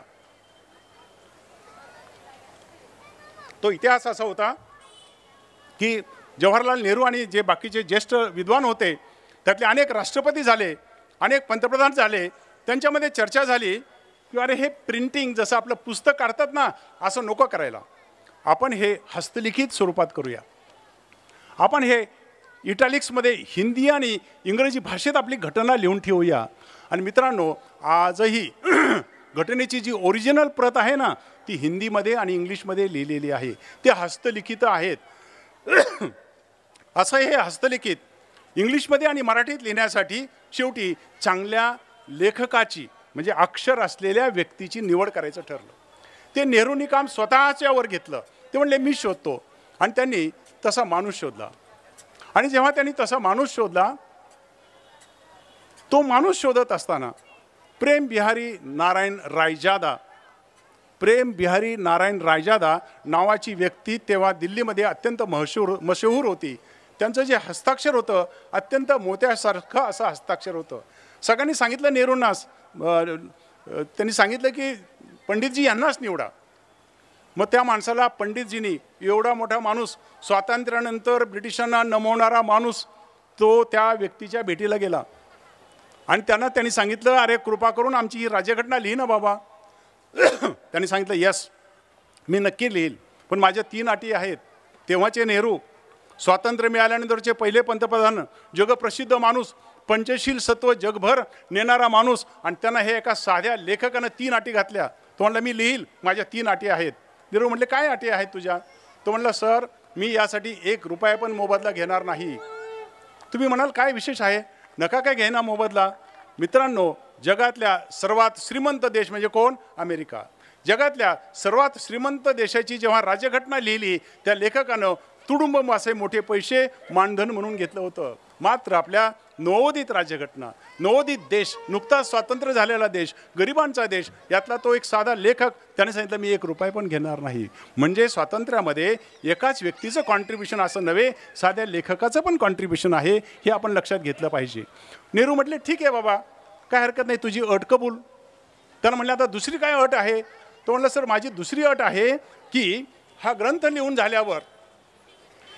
लिहून झाल्यावर ह्या मूळ राज्यघटनेच्या प्रत्येक पानावर मी सही करणार म्हटले. प्रत्येक पानावर नेहरूंची सही नाही, प्रत्येक पानावर राजेंद्र प्रसादाची सही नाही, पण यांनी आग्रह धरला मी लिहितो, पण प्रत्येक पानावर मी सही करणार. आणि नेहरूंनी कबूल केलं, येस कर बाबा सही, तुझी करायची तर हरकत नाही. आजही आपण पुढे पाहणार आहोत, प्रत्येक पानावर त्यांची सही आहे, मूळ ग्रंथावर त्यांची सही आहे. आणि मग नेहरू म्हटले आता बस झाल्या अटी, तिसरी काय अट आहे? नाही म्हटलं एवढं नाही, आता शेवटच्या पानावर माझे आजोबा होते रामप्रसाद सक्सेना, त्यांचं नाव लिहिल म्हटले मी. ते म्हटले अरे तुझी पहिली अट केली, दुसरी अट केली, तिसरी अटीचं का आग्रह धरतोस? तेव्हा ते म्हणाले की साहेब मी लहान असताना माझे आई आणि वडील दोघंही वारले, मी पोरका झालेलो होतो, माझ्या आईचे वडील रामप्रसाद सक्सेना यांनी मला लहानचं मोठं केलं, त्यांचं ऋण व्यक्त करण्यासाठी मला शेवटच्या पानावरती त्यांचं नाव लिहू द्या. अशा रीतीनं यांच्या 3ही अटी त्यांनी नेहरूंनी मान्य केल्या आणि त्याप्रमाणे ती गोष्ट घडली. जेव्हा राज्यघटना लिहून झाली मित्रांनो, राज्यघटना लिहून झाल्यानंतर त्याचं जे लिखाण करायचं होतं, त्यासाठी जर का आपण नेहमी राज्यघटना पाहिली, पहिलं पान पाहिलं तर वेलबुट्टी काढलेली असते. ती नंदलाल बोस नावाचे टागोरांचं जे शांतिनिकेतन आहे, त्यातल्या नंदलाल बोस ह्या आर्टिस्टनं ती वेलबुट्टी काढलेली आहे. एवढंच कशाला? आपल्याला माहिती आहे का? आपल्यापैकी किती लोकांना माहिती आहे भारतीय राज्यघटनेमध्ये, हस्तलिखित राज्यघटनेमध्ये भारताचे जे दैवत आहेत, महाराष्ट्राचे जे दैवत आहेत, छत्रपती शिवाजी महाराज यांचंही छायाचित्र आहे. आपल्यापैकी किती लोकांना माहिती असेल? त्या मूळ भारतीय राज्यघटनेमध्ये झाशीची राणी लक्ष्मीबाई यांचं छायाचित्र आहे, चित्र आहे त्यांचं. त्यामध्ये आपलं नटराज, आपण जिथं प्रत्येक ठिकाणी नटराजाची मूर्ती लावतो, त्या नटराजांचं चित्र आहे. महात्मा गांधींचं चित्र आहे. त्या संपूर्ण ग्रंथामध्ये 22 चित्र काढलेली आहेत. सुमारे भारताचा 4000 वर्षाचा इतिहास त्या 22 चित्रातून येतो. श्री प्रभू रामचंद्र आहेत, श्रीकृष्ण आहेत. मित्रांनो, त्यामध्ये इतके विविध प्रकारच्या भारतीय संस्कृतीचा अभ्यास करणारे चित्र काढण्यात आलेली आहेत. आणि अशी चित्रपूर्ण, अशी वेलबुट्टी असलेली अशी मूळ हस्तलिखित राज्यघटना लिहून झाली. ती राज्यघटना लिहून झाल्यानंतर तो जो लिहिणार होता प्रेम बिहारी रायजादा, तो म्हटला आता मी करतो सह्या प्रत्येक ठिकाणी. तुम्हाला आश्चर्य वाटेल, त्या भारताची राज्यघटना तयार झाल्यावर त्याच्यावर 294 लोकांनी सह्या केलेल्या आहेत मूळ प्रतीवर. पहिली सही केली ती डॉक्टर राजेंद्र प्रसाद आणि शेवटची 284वी सही केली ती फिरोज गांधी, हजबंड ऑफ इंदिरा गांधी. जवाहरलाल नेहरूंचे जे जावई होते त्यांनी शेवटची सही केली 1 ते 184. अशा 284 सह्या झाल्या. मात्र तो जो प्रेम बिहारी रायजादा होता त्यांनी सगळ्यात आधी प्रत्येक पानावर सही करून टाकली होती. जोपर्यंत चंद्रसूर्य आहे तोपर्यंत राज्यघटना आहे, आणि जोपर्यंत राज्यघटना आहे तोपर्यंत प्रेम बिहारी रायजादा आहे. बघा भारताचा देश कसा आहे, बघा आपली लोकशाही कशी आहे. जर का तुम्ही साधं लेखनाचं कौशल्य मिळवलं, सुंदर मोत्यासारखं अक्षर काढलं, कोणत्याही विषयीचं कौशल्य आपण आत्मसात केलं तर तरीही आपल्याला काय करता येतं, चिरायू होता येतं, कायमस्वरूपी आपलं अस्तित्व निर्माण करता येतं. बघा, एका साध्या लेखकाला जोपर्यंत घटना आहे तोपर्यंत आता अस्तित्व प्राप्त झालेलं आहे, त्याचा आजोबाचंही अस्तित्व प्राप्त झालेलं आहे. छोटी माणसंसुद्धा कधी कधी कशी मोठी गोष्ट करतात त्याच्यातून दिसून येतं. राज्यघटना लिहून झाली आणि राज्यघटना लिहून झाल्यानंतर आपल्या लोकांना माहिती होतं, अरे ही राज्यघटना आपल्याला कायमस्वरूपी लिहायची, शाही कुठून आणायची. आणि भारतीय लोकांना हेही माहिती होतं की आपले जे जुने ग्रंथ आहेत, हजारो वर्ष टिकलेले ग्रंथ आहेत, शेवटी भारतामध्ये अशी शाही जायभाईसाहेब निर्माण करण्यात आली की ज्याचं लिहिलेलं अक्षर हे 1000 वर्ष टिकेल. अशी शाही सापडली, अशी शाहीची निर्मिती केली ज्यामध्ये 1000 वर्ष काहीही फरक होणार नाही. एवढंच नव्हे तर त्यासाठी जो कागद निर्माण करायचा तो पार्चमेंट पेपर अमेरिकेतून आयात करण्यात आला. इथे त्याच्यावर भारतीय प्रक्रिया निर्माण करण्यात आली आयुर्वेदात सांगितल्याप्रमाणे, आणि तो कागदाचा लगदा तयार करण्यात आला. त्यावरती ह्या शाईनं लिहिण्यात आलं आणि तो आज ग्रंथ पार्लमेंटमध्ये विराजमान आहे.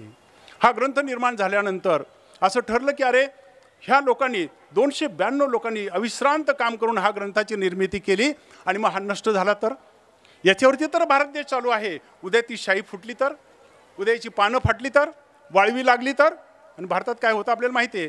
अलीकडे आम्ही मंडळी जेव्हा रेव्हेन्यू खात्याकडे अर्ज करतो ना, आम्हाला ह्या कॉपी मिळाव्यात, मॅडम बरोबर आहे ना निकम मॅडम, तर आम्हाला पत्र येतं लगेच त्यांचं. असं पत्र येतं की आमच्याकडे रेकॉर्ड उपलब्ध नाही. 10 वर्षात कागद खराब होतात सरकारचे. मग त्यांना कळालं की हे रेकॉर्ड खराब व्हायचं नसेल तर काय व्हायला पाहिजे, हे रेकॉर्ड खराब व्हायचं नसेल तर, हा कागद खराब व्हायचा नसेल तर कमीत कमी 1000 वर्ष टिकणारी शाही, कमीत कमी 1000 वर्ष टिकणारा कागद निर्माण झाला पाहिजे. हे तर केलं आम्ही. पण त्यानंतर जागतिक संशोधनाचा आधार घेतला आणि 2 हेलियमच्या पेट्या निर्माण करण्यात आल्या, बॉक्सेस निर्माण करण्यात आले काचेचे. त्याच्यामध्ये हेलियम वायू भरला आणि त्या वायूमध्ये ह्या पेट्या ठेवल्या, त्याच्यामध्ये हा ग्रंथ ठेवला आणि तो पार्लमेंट हाऊसमध्ये ठेवलेला आहे. दर 3 महिन्यांनी शास्त्रज्ञांच्या मार्फत ह्या ग्रंथाची तपासणी होते. मूळ हस्तलिखिताची तपासणी शास्त्रज्ञांच्या मार्फत दर 3 महिन्याला होते आणि त्यासाठी स्वतंत्र संरक्षण कक्ष नेमलेला आहे. भारताचा आत्मा आहे मित्रांनो, तो भारताचा आत्मा अशा रीतीने आता संरक्षित केलेला आहे. अशी ही भारतीय राज्यघटना तयार झाली. अशी भारतीय राज्यघटना तयार झाल्यानंतर सगळ्यांना वाटायला लागलं, अरे उद्या ह्या भारतीय राज्यघटनेत हल्ला झाला तर, कोणीतरी राज्यकर्ता आला आणि त्यांनी काहीतरी आपल्या भीम्समधनं, आपल्या लहरीमधून काही निर्माण केलं तर. कारण एक पाश्चात्य तज्ज्ञ होता, तत्ववेत्ता होता, लॉर्ड ॲक्टन नावाचा. तो एक वाक्यात सांगतो, power corrupts and absolute power corrupts absolutely. सत्ता मित्रांनो अशी आहे, त्या सत्तेची नशा अशी असते, एकदा हातात आली ना त्या माणसाच्या कंट्रोल राहत नाही आणि तो जास्तीत जास्त करप्ट होण्याचा प्रयत्न करतो. Power corrupts and absolute power corrupts absolutely. आपल्या घटना समितीला माहिती होतं, आपल्या घटनाकर्त्यांना माहिती होतं, अरे भविष्यामध्ये असे राज्यकर्ते येतील की 5वी बहुमत आल्यानंतर ते घटनेची मोडतोड करू शकतील. आणि म्हणून त्यांनी भारतीय राज्यघटनेमध्ये एक ऑटो सिस्टीम आणून ठेवली, एक ऑटो लिमिटेशन आणून ठेवलं, एक चेक्स अँड बॅलन्सेस सिस्टीम निर्माण करण्यात आली. भारतीय लोकांसाठी पार्लमेंट, संसद, निवडलेले लोक, पंतप्रधान, राष्ट्रपती, एक्झिक्युटिव्ह आणि तिसरं म्हणजे न्यायसंस्था. जर का यांच्या भरोश्यावर आपण राहिलो आणि जर का याच्यातले एखाद्याने काम नाही केलं तर, आम्ही पार्लमेंटची निर्मिती केली, संसदेची निर्मिती केली आणि जर का आमचे पार्लमेंटरियन किंवा हे जर का खासदार यांनी कामच नाही केलं तर मग भारताच्या जनतेचं काय होणार. जर का उद्या ह्या राजकारणी लोकांनी ठरवलं आम्ही आता काय कोणताच कायदा पास करणार नाही आणि समाजाला तर कायद्याची गरज आहे, कायदा देण्याचे अधिकार घटनेने कोणाला दिले, संसद, खासदार, आणि ते निष्क्रिय झाले, मग काय करायचं. घटनेत सांगून ठेवलंय, घटनेत अशी सोय करून ठेवली, जेव्हा हे 3 अंग आहेत यातलं एक लुळं पांगलं पडलं तर दुसरं डबल काम करायला लागतं. जसं एक जण तिसरं जे अंग आहे एकाने काम नाही केलं, दुसरे अंग डबल काम करायला लागतात. एक उदाहरण सांगतो. आपल्याकडे एक केस निर्माण झाली होती, मी तांत्रिक गोष्टी जात नाही, एक केस निर्माण झाली होती की कामाच्या ठिकाणी जर का महिलांचं शोषण झालं असेल तर त्याबद्दल तिला रिलीफ मिळाला पाहिजे, त्याबद्दल काहीतरी सिस्टीम लावली पाहिजे. त्यासाठी पार्लमेंटचा कोणताही कायदा नव्हता. भगिनींचं शोषण कामाच्या ठिकाणी झालं त्यासाठी कोणताही कायदा नव्हता. सुप्रीम कोर्ट असं म्हणतं की we never make the law. सर्वोच्च न्यायालय नेहमी वारंवार सांगतं आम्ही कायदा नाही करत, संसदेने केलेल्या कायद्याचा आम्ही अर्थ काढतो. या ठिकाणी सुप्रीम कोर्टाने असं म्हणत म्हणत कायदा करून टाकला. कारण कायदा करायचं काम कोणाचं होतं? पार्लमेंटचं. पार्लमेंट कायदा करण्यात चुकलं, त्यांनी काम केलं नाही. सर्वोच्च न्यायालय म्हणलं काय हरकत नाही, आम्ही करतो. आणि मग त्यांनी state of Rajasthan versus Vishakha या खटल्यामध्ये एक विशेष नियमावली घालून दिली. जोपर्यंत भारतीय पार्लमेंट याविषयी भगिनींच्या विषयी नवीन कायदा करत नाही तोपर्यंत आम्ही सांगू हे नियम लागू होतील. म्हणजेच काय झालं? जरी एका हाताने सुप्रीम कोर्ट म्हणत असलं की आम्ही कायदा करणार नाही, पण जर का कायदा करणाऱ्यांनी कायदा केला नाही मग सुप्रीम कोर्टाने सांगितलेला कायदा. म्हणजे थोडक्यात तेव्हा सुप्रीम कोर्ट अशा प्रकारचं ॲक्टिव्ह होत असतं आणि त्या केसमध्ये ते कायदा करत असतं. अशा प्रकारची system, auto system, checks and balances system आपल्या भारतीय राज्यघटनेमध्ये घटनाकर्त्याने लिहून ठेवलेली आहे. याचं एक छोटंसं उदाहरण तुम्हाला सांगतो. कधी कधी कसं घडत असतं संस्थेमध्ये ते तुम्हाला सांगतो. हे घडत असताना मित्रांनो एकदा असं घडलं की भारतीय राज्यघटना झाली आणि भारताचे जे पहिलं इलेक्शन होतं ना मित्रांनो ते 1951 साली व्हायचं होतं. संसद केव्हा संपली? ही आपलं घटना समिती केव्हा संपली?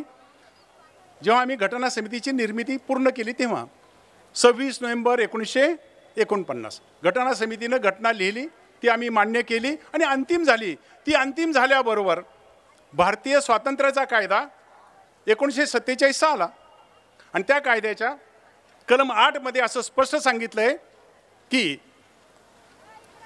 यापुढे 15 ऑगस्ट या दिवसापासून सगळे अधिकार इंग्रज सरकारकडून ह्या घटना समितीला दिलेले आहेत. आपण नेहमी म्हणतो 15 ऑगस्टला भारत स्वतंत्र झाला, आम्ही त्या दिवशी सार्वभौम झालो. हे अधिकार कोणाला मिळाले बरं? तेव्हा तर काय पार्लमेंट नव्हतं, तेव्हा तर काय इलेक्ट झालेले प्राईम मिनिस्टर नव्हते, तेव्हा तर काय निवडून आलेले प्रेसिडेंट नव्हते. ते 1951 साली झाले. मग तोपर्यंत कोण होतं? तर ह्या इंडियन इंडिपेंडन्स ॲक्ट किंवा भारताचा स्वातंत्र्याचा कायदा 1947च्या कलम 8ने आपल्याला असं सांगितलं होतं ही जी घटना समिती आहे, ही जी संविधान समिती आहे म्हणजेच भारताचं पार्लमेंट. थोडक्यात निवडून आलेल्या पार्लमेंटच्या अगोदरच त्याला हंगामी पार्लमेंट हा दर्जा दिला गेला आणि त्याला सार्वभौम सत्ता देण्यात आली. ते जे सत्तांतर झालं ते ब्रिटिश संसदेकडून, ब्रिटिश सरकारकडून ह्या भारताच्या संविधान समितीला देण्यात आलं आणि संविधान समिती that become the interim parliament, हंगामी संसद. मग आता ह्या संसदेला 2 कामं होती. एकीकडे कायदा करायचा असेल तर संसद आणि घटना लिहायची असेल तर कॉन्स्टिट्यूंट असेंब्ली किंवा संविधान समिती. एकच समिती दोन्हीही कामं करत होती. एकच समिती दोन्हीही कामं करत होती. मित्रांनो फार रंजक इतिहास आहे. जेव्हा घटना समितीचं काम चालायचं तेव्हा डॉक्टर राजेंद्र प्रसाद खुर्चीवर येऊन बसायचे आणि जेव्हा कायदा करायचं काम यायचं, पार्लमेंटचं काम करायचं, राजेंद्र प्रसाद उठायचे, समोर जाऊन बसायचे आणि व्ही जी मावळणकर ते वर यायचे आणि ते समितीचे ते अध्यक्ष असायचे, पार्लमेंटचे अध्यक्ष असायचे. ही सेम कमिटी, हे 292 लोक कधी कधी घटना समितीचे सदस्य तर कधी कधी सरकार म्हणून काम करत होते. अशा प्रकारची रचना झाली. बघा इतिहास काय सांगतो. इतिहास असं सांगतो की जेव्हा तत्ववेत्ता राज्यकर्ता होतो तेव्हा तो नागरिकाच्या हक्कावरती हल्ला करतो. तोच तत्ववेत्ता, जोपर्यंत तत्ववेत्ता असतो तो देत असतो आणि जेव्हा तो राजकारणी होतो तेव्हा तो काढून घेत असतो. हे उदाहरण आताच्या पार्लमेंटविषयी नाही.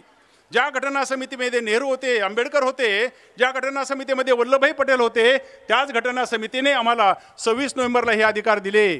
घटना समितीने घटना दिली. मित्रांनो 1950 साली लगेचच बिहार प्रांतामध्ये Kameshwar Singh versus state of Bihar या खटल्यामध्ये काय घडलं? बिहार प्रांतामध्ये घटना आल्याबरोबर त्यांनी एक कायदा करून टाकला की जे मोठमोठे जमीनदार होते, ज्यांच्याकडे शेकडो आणि हजारो एकर जमीन होती, त्यांच्या जमिनी काढून घ्यायला सुरुवात झाली. त्या जमिनी काढून घेण्यासाठी त्यांनी कायदा केला. पटना हायकोर्ट त्यांनी तो कायदा, बिहारच्या हायकोर्टाने तो कायदा रद्द केला. ते म्हणले this is contrary to fundamental right, ही गोष्ट मूलभूत हक्काच्या विरुद्ध आहे आणि म्हणून तुमचा कायदा रद्द. हे घडल्याबरोबर त्या बिहार प्रांताच्या मुख्यमंत्र्यांनी नेहरूंच्याकडे तक्रार केली. हे काय म्हणले तुमचं सरकार, हे काय तुमची कोर्ट म्हणले? जर का आम्ही एखादं लोकहिताचा कायदा करायला सुरुवात केली, ह्या हजारो एकर जमीन असलेल्या लोकांच्या जमिनी काढल्या आणि गोरगरिबांना द्यायला लागलो, कशाला कोर्टाने मध्ये यावं? नेहरू म्हटले असं का? बरं बघूया. लगेचच हीच हंगामी संसद अजून निवडून आलेल्या नव्हते. हेच आमचे 292 बसलेले होते, ज्यांनी आपल्याला घटना दिलेली आहे. आता ते राजकारणी झाले, हंगामी पार्लमेंट झाले. आणि हंगामी पार्लमेंटनी पहिली घटना दुरुस्ती केली 1950ला. ह्या हाताने त्यांना मूलभूत हक्क दिले आणि ह्या हाताने काढून घ्यायला सुरुवात केली. कोणी? त्याच लोकांनी. जे 292 फिलॉसॉफर होते, आपले गाईड होते, मेंटॉर होते, घटना समितीचे सदस्य होते, त्यांनी ह्या हाताने मूलभूत हक्क देऊन टाकले आणि काही महिन्यातच ते काढून घ्यायला सुरुवात झाली. जेव्हा राज्यकर्ते व्हायले, जेव्हा हे घटनाकर्ते, जेव्हा हे विद्वान राज्यकर्ते झाले, ते खासदाराच्या लायकीचे झाले, तेव्हा त्यांनी कायदा करून ते काढून घ्यायला सुरुवात झाली. आणि तेव्हापासून भारताच्या नागरिकांचे मूलभूत हक्क काढून घ्यायला सुरुवात झाली. आज तागायत ते चालू आहे. अशा प्रकारची गोष्ट घडायला लागली. आणि ती गोष्ट घडल्यानंतर जेव्हा हा कायदा आला 1950ला हा कायदा आला. तो कायदा आल्याबरोबर लगेचच त्याच्याविषयी खटल्यांची मालिका सुरू झाली. लोकांना भीती निर्माण झाली, वकिलांच्या मध्ये भीती निर्माण झाली. अरे ही घटना खरंच टिकणार आहे का? त्याची मोडतोड तर काही महिन्यातच झाली, त्याच लोकांनी केली. अजून तर निवडणुका व्हायच्यात, नवीन खासदार निवडायचे आहेत, नवीन आमदार निवडायचे आहेत. आणि हीच घटना समिती, तेच सरदार वल्लभभाई पटेल, तेच लालबहादूर शास्त्री, तेच जवाहरलाल नेहरू, अरे हेच लोक आपले, तेच डॉक्टर आंबेडकर, अरे ह्यांनी हाताने दिलं आणि हेच काढून घ्यायला लागले. लोकांच्या मध्ये घबराट झाली, भीती निर्माण झाली. इमिजिएटली दिस वॉज सर, वेळ संपला की सांगा मग आहे ना वेळ. तर लोकांच्या मध्ये भीती निर्माण झाली. अरे आमचे हक्क तर काढून घ्यायला निर्माण झाले. लगेचच खटले निर्माण झाले. सुप्रीम कोर्टामध्ये खटला निर्माण झाला, Shankari Prasad versus union of India. खटला निर्माण झाला, Sajjan Singh versus union of India. आणि ह्या सगळ्या खटल्यामध्ये तुम्हाला सांगतो सरकारच्या बाजूचे निकाल लागायला सुरुवात झाली. Parliament can amend fundamental right. पार्लमेंटला मूलभूत हक्कामध्ये दुरुस्ती करता येईल आणि नागरिकाचे हक्क काढून घेता येतील. काहीच महिन्यात दिलेले हक्क काढून घ्यायला सुरुवात झाली. मात्र तेव्हा भीती निर्माण झाली, खरोखरच हे राज्यकर्ते एक दिवस संपूर्ण घटनाच मोडून टाकतील काय? उद्या घटनाच नको आम्हाला असं म्हणतील काय? अशा प्रकारची भीती निर्माण झाली. आणि तुम्हाला सांगतो एक सुंदर दिवस उजडला. आणि जेव्हा हा दिवस उजडला आणि भारताच्या सर्वोच्च न्यायालयाच्या समोर केस निर्माण झाली, Keshavananda Bharati versus state of Kerala and others. हे केशवानंद भारती नावाचे केरळमधले एक मठाधिपती होते आणि त्यांच्या त्या मठाची मोठी जमीन काढून घेतली म्हणून त्यांनी एक खटला दाखल केला. आणि त्या खटल्यामध्ये आता पूर्वी कधी 2 न्यायमूर्ती असायचे, मग 5 न्यायमूर्ती असायचे, कधी 11 न्यायमूर्ती असायचे. भारतामध्ये असा अभूतपूर्व खटला निर्माण झाला, आज तागायत झालेला नाही. आणि जेव्हा अशा प्रकारचा खटला निर्माण झाला केशवानंद भारतीच्या केसमध्ये, तेव्हा 13 न्यायमूर्ती नेमले गेले. आणि जेव्हा असे 13 न्यायमूर्ती नेमले गेले, 13 न्यायमूर्तींच्या समोर सलग 6 महिने एकच केस चालू होती. आणि त्या खटल्यामध्ये नानी पालकेवाला नावाचे ज्येष्ठ वकील होते. तो एकटा वकील रोज ह्या 13 लोकांना तोंड देत होता. आणि शेवटी त्यांचं आर्ग्युमेंटने ते इतके प्रभावित झाले, त्यांनी शेवटच्या दिवशी त्यांना सांगितलं, म्हटले पालकेवाला तुम्ही इतकं सुंदर आर्ग्युमेंट केलेलं आहे, तुम्ही लोकांच्या हक्काची एवढी सुंदर पाठबळ त्यांचं केलेलं आहे, आता तुम्ही एक काम करा, सरळ चालत या, आम्ही 14वी खुर्ची टाकतो आणि यू बिकम सुप्रीम कोर्ट जज. मित्रांनो, साधं नगरसेवक होण्यासाठी आपण किती आटापिटा करतो, आमदार खासदार तर लांबच राहिले. त्या माणसाला क्षणामध्ये काय मिळत होतं? Dream of every lawyer in India. भारतातल्या प्रत्येक वकिलाचं काय स्वप्न आहे ते स्वप्न त्याला सांगण्यात आलं, या इथे बसा आणि सुप्रीम कोर्ट जज व्हा. ते म्हणजे नको साहेब, मला नाही व्हायचं सुप्रीम कोर्ट जज, तुम्हीच राहा. जेव्हा जेव्हा माझ्या भारताच्या जनतेचे मूलभूत हक्काचे उल्लंघन होईल ना, तेव्हा त्यांच्या वतीनं भांडण्यासाठी मला शिल्लक राहू द्या. म्हणजे थोडक्यात अशा प्रकारचे जजेस, अशा प्रकारचे वकील भारतामध्ये असतील तेव्हा काय घडेल? भारतीय राज्यघटनेचं निश्चित संरक्षण होईल. अशा प्रकारचं आपल्याला उदाहरण त्या खटल्यातून दिसून आलं. त्या खटल्यामध्ये 13 न्यायमूर्तींनी आपल्या बहुमताच्या निर्णयाने सांगितलं, कोणीही येवो, कितीही बलवान असो, 545 अधिक 250 एकत्र येवोत तरी तुम्हाला काय करता येणार नाही. ह्या घटनेची मूलभूत चौकट, basic structure cannot be change by anybody. आणि केलं तर सर्वोच्च न्यायालय. This is called as doctor judicial review.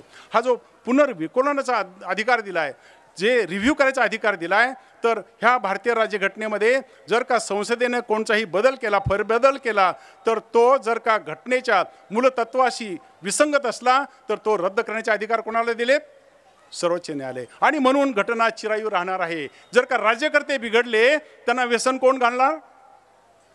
जर का आपले खासदार बिघडले त्यांना व्यसन कोण घालणार? आपले पुढारी बिघडले, त्यांना व्यसन कोण घालणार? त्यांना व्यसन घालण्याचं काम कोणाच्या हातात आहे? तर माननीय सर्वोच्च न्यायालय. हे असलेले फक्त 5 किंवा 13 न्यायमूर्ती हे सगळ्यांचं होत्याचं नव्हतं करू शकतात. जर का चुकीचं काम केलं तर सगळ्यांना लाईनीत आणू शकतात. कशाला? त्याच्या पुढची केस आपण बघूया कशा प्रकारे ह्या घटनेमध्ये अशी रचना करून ठेवली ते तुम्हाला सांगतो. नुसती घटना नव्हे, अशा प्रकारचे ज्येष्ठ न्यायमूर्ती आणि अशा प्रकारची घटना आहे. अशा प्रकारची गोष्ट 1975ला घडली मित्रांनो. 75-76 आपल्याला माहिती आहे. घटनेची जास्तीत जास्त मोडतोड केव्हा झाली?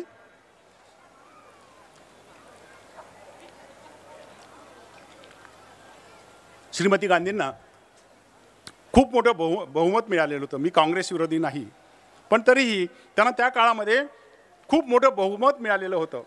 आणि मग त्या बहुमताच्या जोरावरती त्यांनी भारतीय राज्यघटनेमध्ये फार मोठ्या दुरुस्त्या करून टाकल्या. एवढंच कशाला, त्यांची स्वतःची निवडणूक पण रद्द झालेली होती. आणि त्यांनी एका दिवशी काय केलं तर आणीबाणी जाहीर करून टाकली. आपल्याला माहिती आहे ही आणीबाणी जाहीर झाल्याबरोबर भारतात त्यामध्ये हजारो लोक तुरुंगामध्ये डांबून टाकण्यात आले विना चौकशी. त्यांची कोणतीही चौकशी नव्हती. कशाबद्दल अरेस्ट केलं, का अरेस्ट केलं, काहीही नाही. आज तुम्हाला किंवा मला पोलिसांनी अडवलं ना, 24 तासामध्ये कुठं न्यावं लागतं? मॅजिस्ट्रेटच्या समोर. मात्र ह्या लोकांना अरेस्ट केल्यानंतर 18 महिने पोलीस नाही, पोलीस स्टेशन नाही, कोर्ट नाही, काय नाही, त्यांना डांबून ठेवण्यात आलेलं होतं. 18 महिने. आणि एकच कारण सांगितलं, आम्ही आता एमर्जन्सी लावलेली आहे. कलम 356 प्रमाणे एमर्जन्सी लावली, कुठं जायचं नाही, तुरुंगात राहायचं. मात्र लोक गप्प बसले नाहीत. त्यांनी वेगवेगळ्या हायकोर्टामध्ये आपल्या याचिका दाखल केल्या. 9 हायकोर्टांनी, भारतातल्या 9 हायकोर्टांनी सांगितलं की यांनी लावलेली ही आणीबाणी आणि अशा हजारो लोकांचं हे जे विनाकारण त्यांना डांबून ठेवलेलं आहे हे बेकायदेशीर आहे, त्यांना तात्काळ सोडलं पाहिजे. त्याच्या विरुद्ध सर्वोच्च न्यायालयात एक याचिका दाखल झाली. ती सरकारनं केली. त्या केसचं नाव होतं ADM Jabalpur versus Shivkant Shukla. ADM Jabalpur ते जे दंडाधिकारी होते जबलपूरचे, त्यांनी हा खटला माननीय सर्वोच्च न्यायालयात नेला. आणि जेव्हा हा खटला सर्वोच्च न्यायालयामध्ये नेला तेव्हा तो खटला 5 न्यायमूर्तींच्या समोर चालला. जेव्हा हा खटला 5 न्यायमूर्तींच्या समोर आला, त्यांच्यासमोर एकच प्रश्न होता. काय प्रश्न होता? की कोणत्याही नागरिकाला चौकशी विना त्याच्या मूलभूत हक्काचं उल्लंघन करून डांबून ठेवता येईल का, ठेवता येणार नाही. किंवा दुसरा प्रश्न निर्माण झाला की जर का कलम 356 अन्वये अशा प्रकारची एमर्जन्सी किंवा आणीबाणी जाहीर केली तर नागरिकांना जगण्याचा हक्क आहे काय? राईट टू लाईफ आहे काय?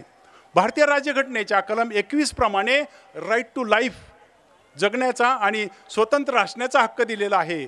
जर आणीबाणी आली तर हा हक्क राहील का, राहणार नाही. आणि तुम्हाला आश्चर्य वाटेल, 9 हायकोर्ट आधी काय म्हणाले होते की राईट टू लाईफ कोणत्याही परिस्थितीत काढून घेता येत नाही. आणीबाणी लावली तरीही राईट टू लाईफ काढून घेता येत नाही. तो घटनेचा मूलभूत हक्क आपल्याला दिलाय, तो कधीच नष्ट होत नाही. पण दुर्दैवानं जेव्हा हा खटला सर्वोच्च न्यायालयाच्या 5 न्यायमूर्तींच्याकडे गेला तेव्हा त्या 5 न्यायमूर्तीपैकी की 4 न्यायमूर्ती असं म्हणाले, हो सरकारला असा अधिकार असेल की राईट टू लाईफ म्हणजे आपल्याला जो मूलभूत जगण्याचा आणि जीवन राहण्याचा जो हक्क आहे तो सुद्धा काढून घेतला जाईल. तुम्हाला जर का आणीबाणी जाहीर केली, आणीबाणी जाहीर केल्यानंतर तुम्हाला राईट टू लाईफ राहणार नाही. त्या काळापुरता राईट टू लाईफसुद्धा सस्पेंड केला जाईल अशा प्रकारचं घोषणा सुप्रीम कोर्टाच्या 4 न्यायमूर्तींनी केली. मात्र 5वे जे न्यायमूर्ती होते मित्रांनो, त्याच्यासाठी जर आपली आजची सभा आहे, भारतामध्ये असे पण न्यायमूर्ती आहेत, ते जे 4 न्यायमूर्ती होते त्यामध्ये जस्टिस A.N. रे, ज्यांना इंदिरा गांधींनी बाकीच्यांना सारून ते सगळ्यात खाली असताना चीफ जस्टिस केलं होतं.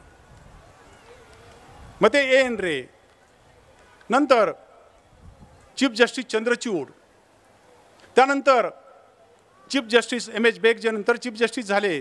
अशा प्रकारचे 4 न्यायमूर्ती असं म्हणाले सरकारचं बरोबर आहे. फंडामेंटल राईट लोकांना नसले तरी चालतील, देश संरक्षणासाठी लोकांना राईट टू लाईफ नसला तरी चालेल, अशा प्रकारची घोषणा सर्वोच्च न्यायालयाने केली. 5वे न्यायमूर्ती होते हंसराज खन्ना. हंसराज खन्ना नावाचे एक न्यायमूर्ती होते. निकालपत्र देण्याच्या आदल्या दिवशी रात्रभर ते आपल्या घरामध्ये चक्रा मारत होते. त्यांची मुलगी मध्यरात्री जागी झाली आणि त्या मुलीनं बापाला विचारलं, बाबा तुम्ही रोज इतक्या शांतपणे निकालपत्र लिहिणारे न्यायाधीश, सर्वोच्च न्यायालयाचे न्यायाधीश, का बरं अस्वस्थ? मित्रांनो, ते वाक्य म्हणजे भारताच्या राज्यघटनेचं संरक्षण करणारी यंत्रणा. त्यांनी आपल्या लेकीला सांगितलं, म्हटले बघ बाळ, उद्या माझ्यासमोर अशा प्रकारचा खटला आहे की मला 2 पैकी 1 मिळणार आहे. एक तर मला ह्या सगळ्यांच्यासारखं निकालपत्र दिलं, इंदिरा गांधीच्यासारखं निकालपत्र दिलं, सरकारच्या बाजूचं निकालपत्र दिलं, तर उद्या मी भारताचा सरन्यायाधीश होणार आहे. I will become chief justice of India, कारण ते ड्यू होते. पण जर का मी सरकारच्या विरुद्ध निकाल दिला, जर का मी असा निकालपत्र देत असताना सरकारच्या विरुद्ध निकाल दिला आणि जर का त्यामुळे 4 लोकांच्या विरुद्ध मी निकाल दिला, तर मला सर्वोच्च न्यायालयाचं सरन्यायाधीशपद मिळणार नाही.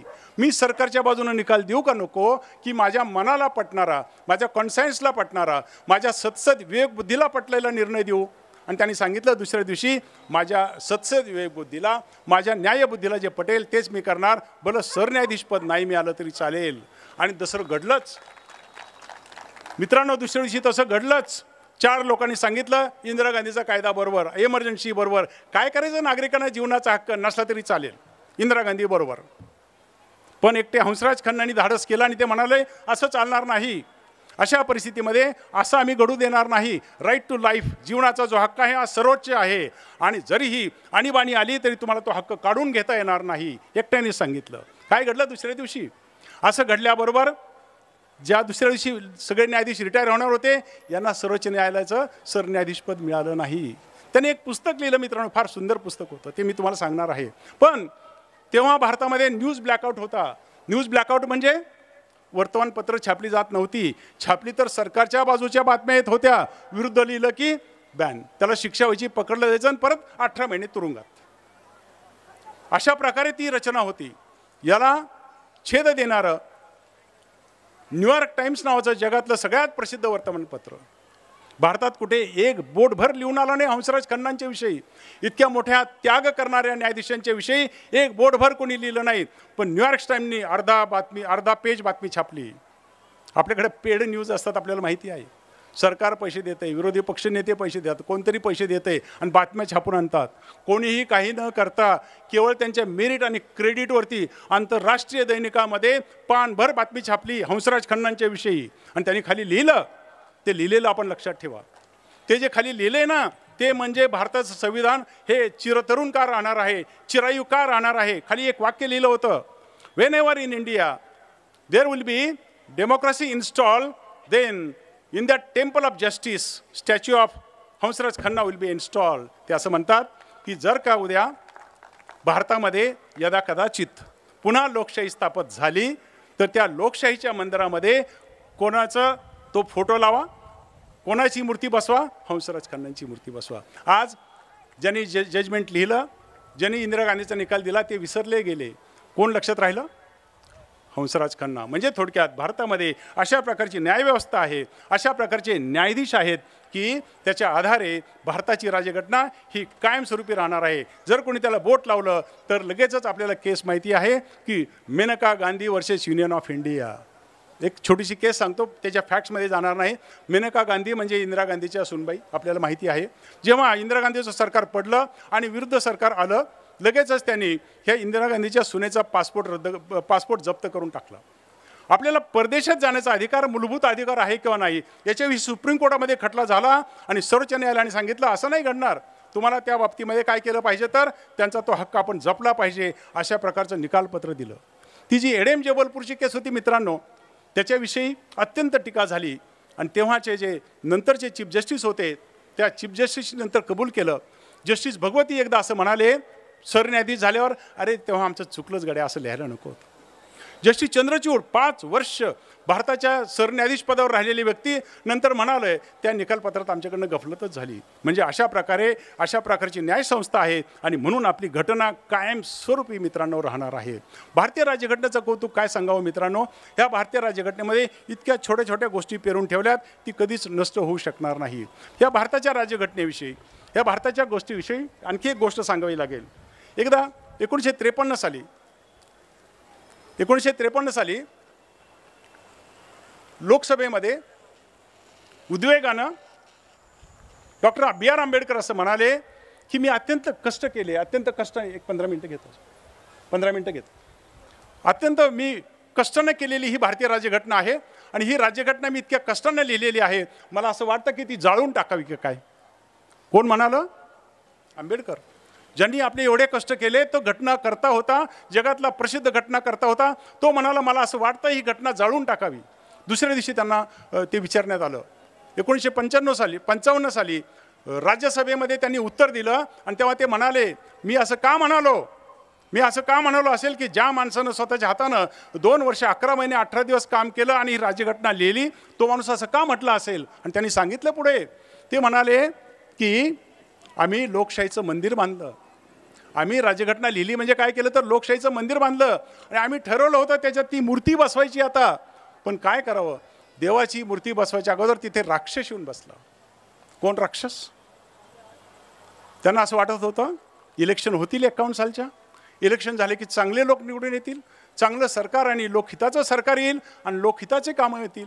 मात्र सरकार आलं आणि अशा प्रकारचे राज्यकर्ते सत्तेत आले की ते आता देवाच्या लायकीचे नाहीत आणि म्हणून ते म्हटले ही राज्यघटना जाळून टाकलेली बरी. अशा प्रकारची गोष्ट तेव्हा घडलेली होती. राज्यकर्ते आताच बिघडले असं नव्हे, ती गोष्ट तेव्हापासूनची आहे असं याच्यावरनं दिसून येतं. ही गोष्ट पुढे चालली मित्रांनो. अलीकडे जर का आपण असं पाहिलं की कुठेही बघा, आपल्या नाशिकच्या कोर्टात गेलात, समोर लिहिलं असतं न्याय मंदिर. लिहितो ना आपण न्याय मंदिर प्रत्येक ठिकाणी. माझ्या तालुक्याला गेलात पाथर्डीला, आमच्या तिथे लिहिलं न्याय मंदिर. निफाडला गेलात, लिहिलं न्याय मंदिर. कसं काय आपण न्याय मंदिर लिहितो? कोण लिहितं हे न्याय मंदिर? आणि मित्रांनो, याची छोटीशी गोष्ट आहे. 1954 साली सध्याचं जे भारताचं सुप्रीम कोर्ट आहे त्याच्या नवीन इमारतीची पायाभरणी झाली. आपल्या देवळालीचे गणेश भिकाजी देवळालीकर हे भारताचे पहिले CPWCचे चीफ इंजिनियर होते. गणेश भिकाजी देवळालीकर ह्या महाराष्ट्रीयन माणसानं सुप्रीम कोर्ट बांधलं आहे. 17 एकरामध्ये ते सुप्रीम कोर्ट बांधलं गेलं आणि त्या 17 एकरामध्ये जेव्हा हे सुप्रीम कोर्ट बांधलं गेलं 1958ला त्याची वास्तुशांत झाली किंवा त्याचा शेवटचा सेरेमनी झाला. तिथे आपले जे राष्ट्रपती होते त्या राष्ट्रपतींचं भाषण झालं आणि ते म्हणाले आता लोकांच्या हिताचं संरक्षण करण्यासाठी ही न्यायसंस्था आलेली आहे. दिस इज टेम्पल ऑफ जस्टिस. हे काय आहे तर टेम्पल आहे. हे कशाचं? न्यायसंस्थेचं, न्यायाचं देऊळ आहे. आणि तेव्हापासनं न्यायालयाला टेम्पल ऑफ जस्टिस असं म्हणण्याची प्रथा पडली आणि प्रत्येक न्यायालयाला आता ते नाव देण्यात आलं. समता एवढं सांगेल की जर का तुम्ही सुप्रीम कोर्टात गेलात, आमच्यापैकी काही ज्येष्ठ वकील मंडळी गेलेले असतात, सर तर नेहमीच जातात. आणि जर का तुम्ही सुप्रीम कोर्टात गेलात तर आपण नेहमी पाहतो बघा, तो बातम्यात तो डोम दाखवलेला असतो. त्या डोमच्या खाली भारताचे सरन्यायाधीश बसलेले असतात आणि आजूबाजूला त्यांच्या बाजूला वेगवेगळी कोर्ट असतात. त्या सरन्यायाधीशांच्या खुर्चीमागे एक वाक्य लिहिलेलं असतं, यतो धर्मस्ततो जयः. का घेतलं सुप्रीम कोर्टाचं? हे कोणी दिलं त्यांना? घटनेत लिहिलं आहे का? नाही. घटनेमध्ये कुठेही यतो धर्मस्ततो जयः लिहिलेलं नाही. तरीही माननीय सर्वोच्च न्यायालयाच्या सरन्यायाधीशाच्या खुर्चीमागे यतो धर्मस्ततो जयः असं वाक्य लिहिलेलं असतं. कुठून घेतलं हे वाक्य? त्याची एक थोडीशी कथा आणि व्यथा आहे मित्रांनो. जेव्हा महाभारताचं युद्ध सुरू होणार होतं, 18 दिवस युद्ध चालणार होतं, 18 औक्षणी सैन्य होतं, ते इतिहासात मी जाणार नाही. परंतु त्या युद्धाच्या आदल्या दिवशी प्रत्येकजण आपल्या ज्येष्ठाकडे जात होता, आपापल्या ज्येष्ठ व्यक्तींना भेटत होता आणि आशीर्वाद घेत होता. जसं आपण परीक्षेला जाताना घेतो, प्रवासाला जाताना घेतो, तसं दुर्योधन आपल्या मातेला भेटायला गेला, तिला आशीर्वाद मागायला गेला. कोणच्या मातेनं काय आशीर्वाद दिला असता? तुम्ही आपल्या मुलाला काय आशीर्वाद देता? विजयी भव, यशस्वी भव, बेटा विजयी हो किंवा ह्या युद्धात तू यश मिळव. त्या मातेनं तिला माहिती असताना सुद्धा आशीर्वाद दिला, यतो धर्मस्ततो जयः. तिने आपल्या मुलाला बाळ तू विजयी हो असा आशीर्वाद नाही दिला, असा संदेश नाही दिला. तिने सांगितलं जिथं सत्य, जिथं धर्म, तिथं विजय. जर तू सत्याची बाजू लढलास तरच तू विजयी होशील. आणि आपल्या सरन्यायाधीशांना, आपल्या सर्व सुप्रीम कोर्ट जजेसला कायम स्मरण व्हावं कशाचं? यतो धर्मस्ततो जयः. जिकडं सत्य त्याचाच विजय होईल. त्यासाठी आम्ही ते वाक्य निवडलं आणि तिथं लिहिलं यतो धर्मस्ततो जयः. असा हा भारताचा इतिहास आहे, असा हा सुवर्ण इतिहास आहे. आणि आपला हा धर्मग्रंथ, आपला हा होली बुक ऑफ इंडिया मित्रांनो कधीही नष्ट होणार नाही. त्याचं कारण म्हणजे राजकारणी बिघडतील, जनता आहे, राजकारणी बिघडतील, पण आपण आहोत आणि सर्वोच्च न्यायालय आहे.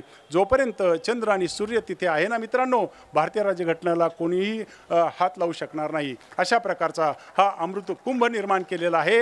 आणि ह्या अमृत कुंभ हा सर्व भारतीय लोकांच्या लोककल्याणार्थ ठेवलेला आहे. ही राज्यघटना, भारताची राज्यघटना जी आहे ना, ते काय एंड नाही, ते काय साध्य नाही. These are means to an end. हे साधन आहे, हा रस्ता आहे. आम्हाला कुठं पोहोचायचं आहे?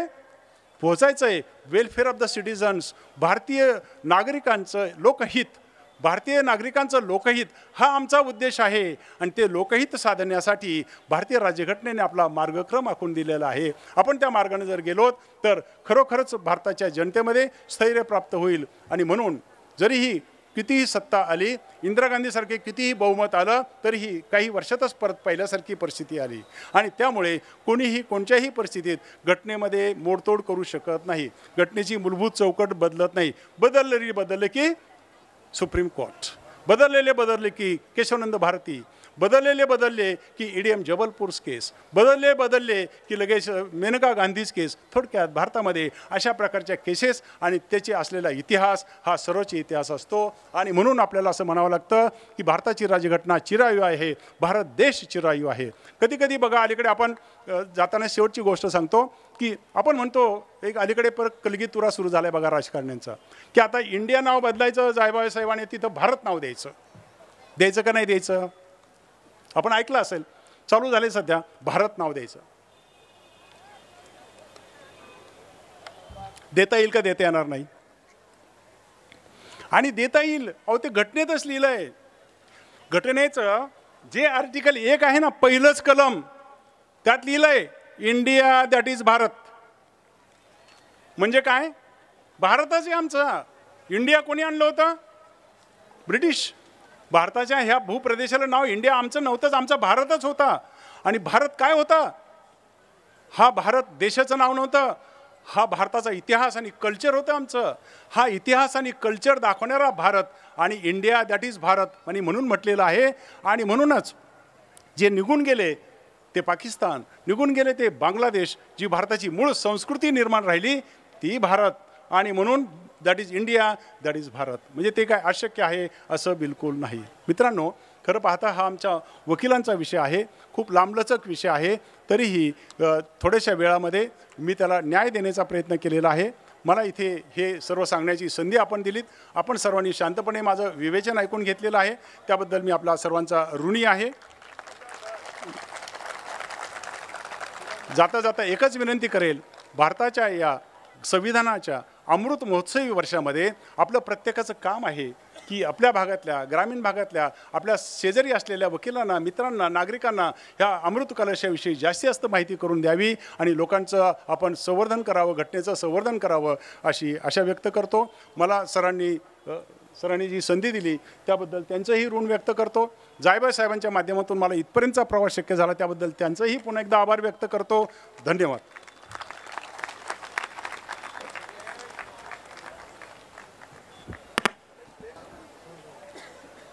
आता माझ्यासमोर 2 प्रश्न उपस्थित झालेले आहेत.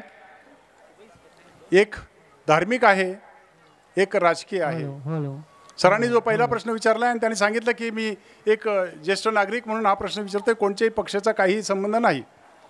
ते सांगण्याचं कारण असं होतं की आपण रोज वर्तमानपत्रात वाचतो, टी व्हीवरती असतो आणि आपल्यावरती मोठा भडीमार होतो आहे. एक जण म्हणतात 400 की पार झालं की त्याच्याविषयी भीती निर्माण होते, घटनेची मोडतोड होईल काय. आणि विरोधी पक्ष तसाच प्रचार करतात की हे घटनेची मोडतोड करतील.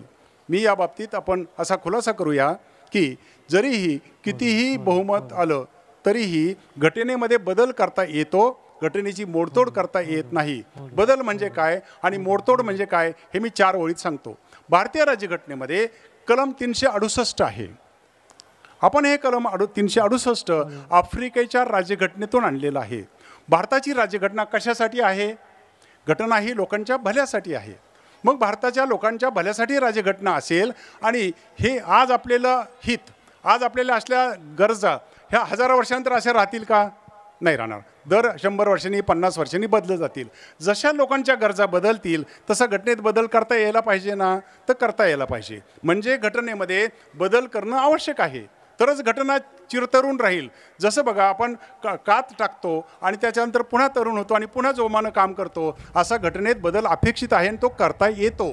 मात्र ते करताना 13 न्यायमूर्तींनी सांगितले करा, पण चौकटीच्या बाहेर गेलात की रद्द होईल.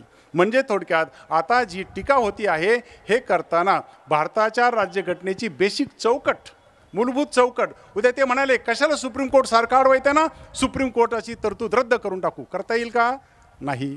जर त्यांनी ठरवलं की इथून पुढे अशा प्रकारचं सरकार नको, रद्द करून टाकू, नको हायकोर्ट नको, नाही करता येणार. मूलभूत हक्क नको. थोडक्यात मूलभूत गोष्ट म्हणजे काय, बेसिक स्ट्रक्चर म्हणजे काय, मूलभूत चौकट म्हणजे काय, हे पुन्हा कोण ठरवणार? सर्वोच्च न्यायालय. म्हणजे थोडक्यात तुम्ही चौकटीच्या बाहेर जायचं नाही आणि चौकट म्हणजे काय हे आम्ही ठरवू, असं सर्वोच्च न्यायालयाने ठणकावून सांगल्यामुळे आपल्या हक्काचं संरक्षण कोण करते? तर सर्वोच्च न्यायालय. म्हणून आपण म्हणालात तसं त्याच्यात काहीही तथ्य नाही, असं करता येत नाही. आणि केलं तर ते आपोआप दुरुस्त होतं. 1975 सालची आणीबाणी आणि इंदिरा गांधी. आपल्या प्रश्नाचं उत्तर मिळालं. आमच्या दुसऱ्या सन्मित्रानं प्रश्न विचारलेला आहे. तो प्रश्न असा होता की इंदिरा गांधींनी घटनेमध्ये बदल करून आणि घटनेची जी प्रस्ताविका किंवा प्रिअम्बल आहे त्यामध्ये सेक्युलर असा शब्द घातलेला आहे, त्याचं काय करायचं? म्हणजे थोडक्यात दोन प्रकारच्या गोष्टी असतात. जगामध्ये 47 राष्ट्र आहेत. किती राष्ट्र आहेत? 47. त्या 47 राष्ट्राचा तर कायदा सांगतो की ह्या राष्ट्राचा धर्म मुस्लिम धर्म आहे. भारत असा एकमेव देश आहे जगामध्ये की तो निधर्मी आहे. त्याच्यामध्ये प्रत्येकाला आपलं धर्म स्वातंत्र्य आहे. प्रत्येकाने आपल्या स्वतःचा धर्म पाळावा, त्याच्यावरती कोणताही धर्म सोपवला जाणार नाही, अशी सहिष्णुता जगामध्ये कोणत्याही देशामध्ये नाही. हे आपल्या राज्यघटनेचं वैशिष्ट्य आहे. धन्यवाद. आजचं 29 पुष्प स्वर्गीय रमेश केंगे यांच्या स्मृतीला उजाळा देताना ठरलं, भारतीय संविधान जोपर्यंत चंद्र सूर्य आहे तोपर्यंत हे संविधान जिवंत आहे. याचं प्रत्यय आपल्याला या ठिकाणी आपले विधितज्ञ ॲडव्होकेट सुधाकर आव्हाड यांनी या ठिकाणी सांगितलं. स्वातंत्र्य, समता, बंधुता, धर्मनिरपेक्षता ही जी तत्त्व आहे ही अंगीकारायची असेल तर संविधान तयार झालं. 1947ला भारताला स्वातंत्र्य मिळालं आणि स्वातंत्र्य मिळाल्यानंतर भारताचं काय होईल असं इंग्रजांना वाटत होतं. पण आपल्या संविधान समितीने जे 292 सदस्य होते त्यांनी ते संविधान तयार केलं आणि हे संविधान म्हणजे राष्ट्रपती पंतप्रधानापासूनचे सगळे जे काही अधिकार आहे ते कशा प्रकारचे असतात हे त्यांनी त्या ठिकाणी सांगितलं. आणीबाणी आल्यानंतर काय होऊ शकतं आणि देशामध्ये संसदेमध्ये सर्वोच्च जे आहे ते न्यायव्यवस्था आहे आणि न्यायव्यवस्था काय करू शकते याची अनेक उदाहरणं त्यांनी त्या ठिकाणी दिलेली आहे. भारतीय संविधान तयार करताना त्याचं मुखपृष्ठ, त्याचं लिखाण आणि भारताचा 32 त्याच्यामध्ये असणारी चित्र, 4000 सांस्कृतिक प्रकरणांचा वारसा हा संविधानामध्ये त्या ठिकाणी दिलेला आहे. अनेक प्रश्न आपल्या मनामध्ये होते त्याचा उलगडा त्यांनी त्या ठिकाणी केलेला आहे. मी व्याख्यानमालेच्या वतीने ॲडव्होकेट सुधाकर आव्हाड यांचं या ठिकाणी आभार मानतो. त्याचप्रमाणे आजचे आपले रमेश केंगे यांच्या स्मृतीला उजाळा देताना त्यांचे चिरंजीव परीक्षित केंगे या ठिकाणी आलेले आहेत. ॲडव्होकेट जयंत जायभावे, ॲडव्होकेट पवारसाहेब या सगळ्यांचं व्याख्यानमालेच्या वतीने मी आभार मानतो.